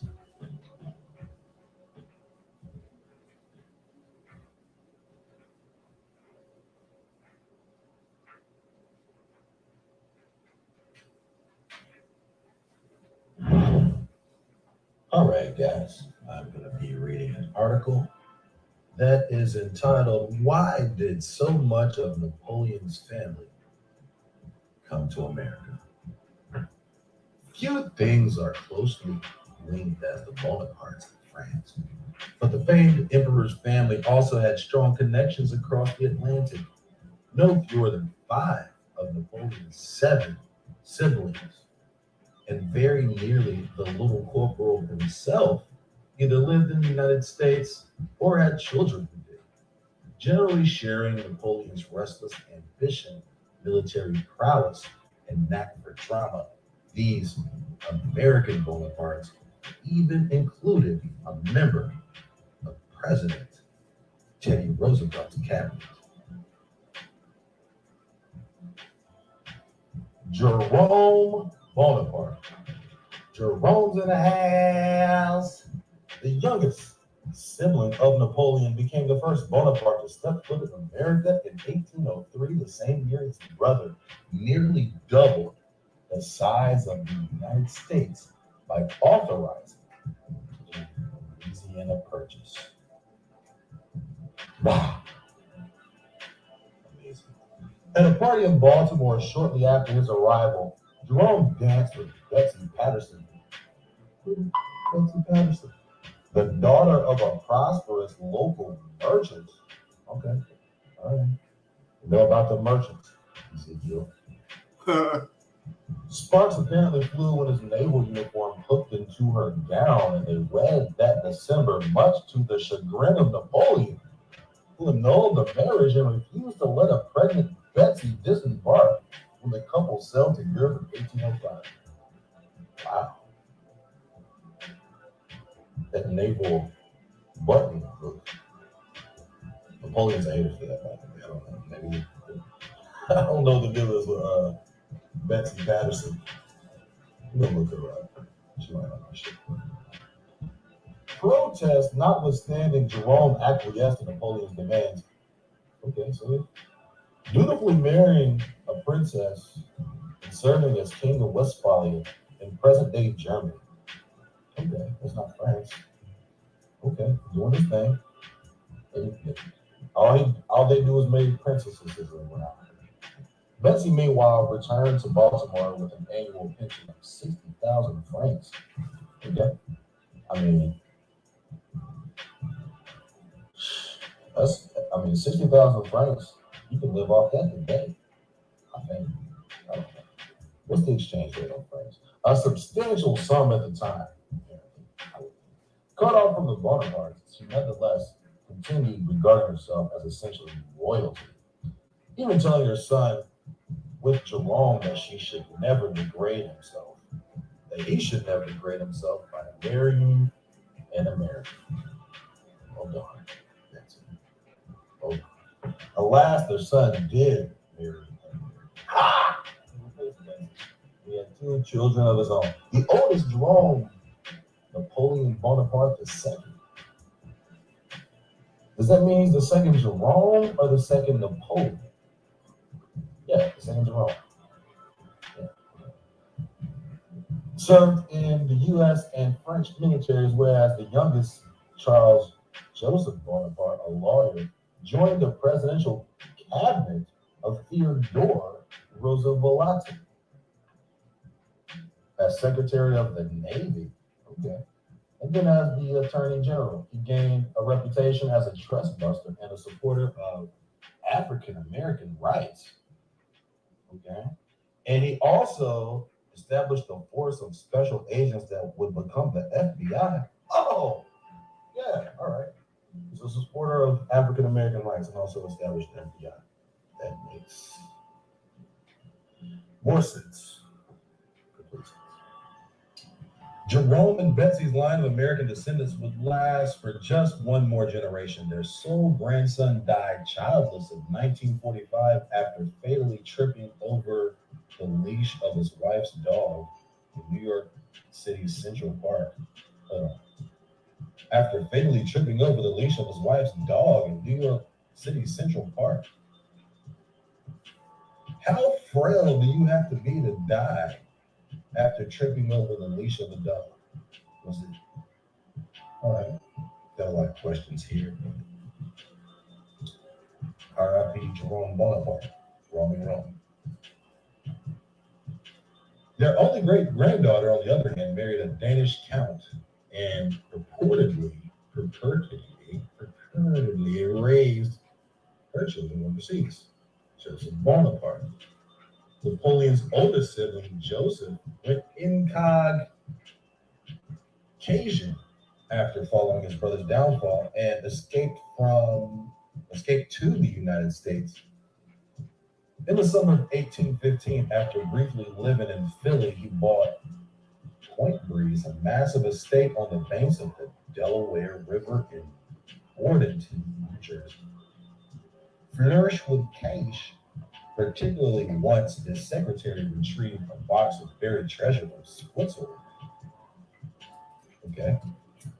These niggas is always coming up on treasures. He also purchased an even bigger property in upstate New York with a lake at its center, now called Lake Bonaparte. Can we look up Lake Bonaparte? Anybody been out there? Anybody ever been to Lake Bonaparte? At Point Breeze, Joseph House. How is the fishing at Lake Bonaparte? Books, as well as royal jewels from Spain. Although he never made it to America, at least two of his children did. One son, Charles Lucien, married Joseph's granddaughter, Zenaide.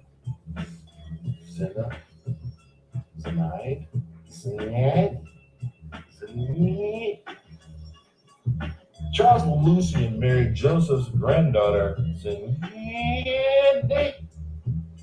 And the couple spent about 5 years in Point Breeze, where the great library is. Considered one of the perennial, ornithologists of the 19th century, Charles Lucien published a 4-volume work on the American bird and befriended John James Audubon, a fellow American of French descent. Another of Lucien's sons, Pierre, also visited Point Breeze, as well as New York City, where he gained a reputation for rowdiness and once reportedly stabbed a dog. Okay, that's cool. You know, what did the dog do? If the dog tried to attack him, he stabbed the dog, then, you know, I understand. You gotta take a dog out. But if he just, you know, just savagely stabbed a dog, man, for no reason, he's gotta. I don't want to continue with this story. All right. Pierre would later shoot a journalist to death in Paris. He shot a journalist to death in Paris. All right. Pierre Bonaparte, y'all. Louis Bonaparte, like his brother Lucien, Louis went to Italy post Waterloo and never visited the United States. Okay, so where are we?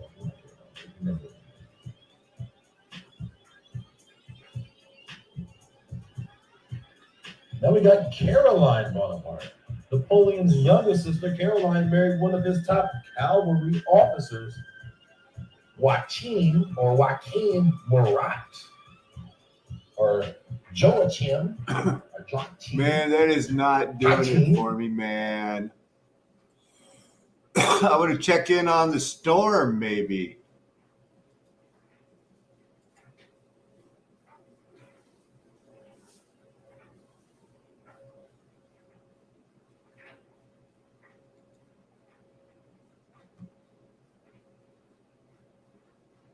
Financial investment research. That's kind of like the next big thing for us.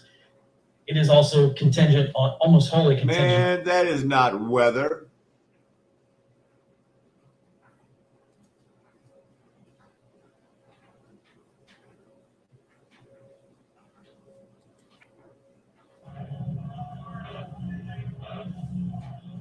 All right, everybody.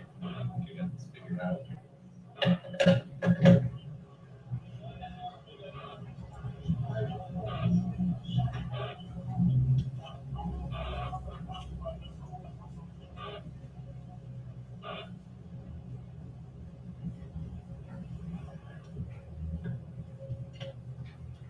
head north and then east. And then we'll have an option to blast south.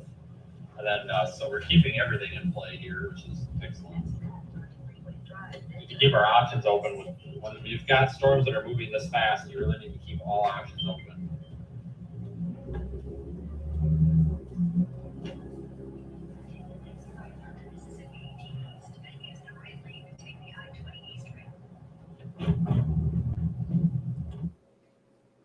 Still undecided at this time.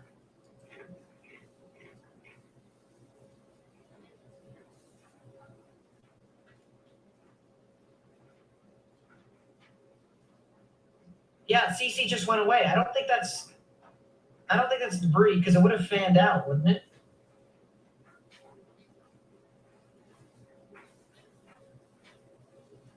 So yeah, it does not look like strange.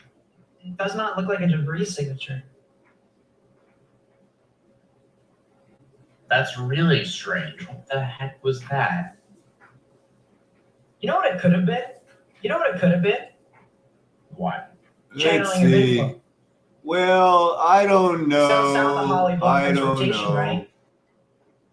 Do you think that 3 hours Could be and an 30 info. minutes Yeah, there qualifies actually, as there's a mini marathon? I feel like I've opened myself up for more things I need to study. I we covered a lot. Wanted to get off my mind about what's going on in New Orleans, the storms. Is it happening now? I think this is a pretty good standalone video, 3.5 hours.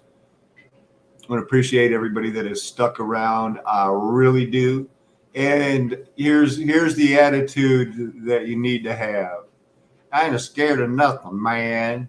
Not as long as we have the Lord on our side. Let's all bow our heads and get ready to pray. Dear Heavenly Father, thank you so much for your Holy Spirit. I pray that you will help us to remain in it the remainder of this day until we can get together and share and preach some more. Heavenly Father, for anybody in the paths of these storms, it's time, we're not afraid, but we are aware. We thank you for the Bible, your scriptures. We thank you for saving us from our sins as part of your eternal plan. We'll be forever grateful, and we pray in the name of the manifest God who made it all possible, the Lord Jesus Christ. Amen.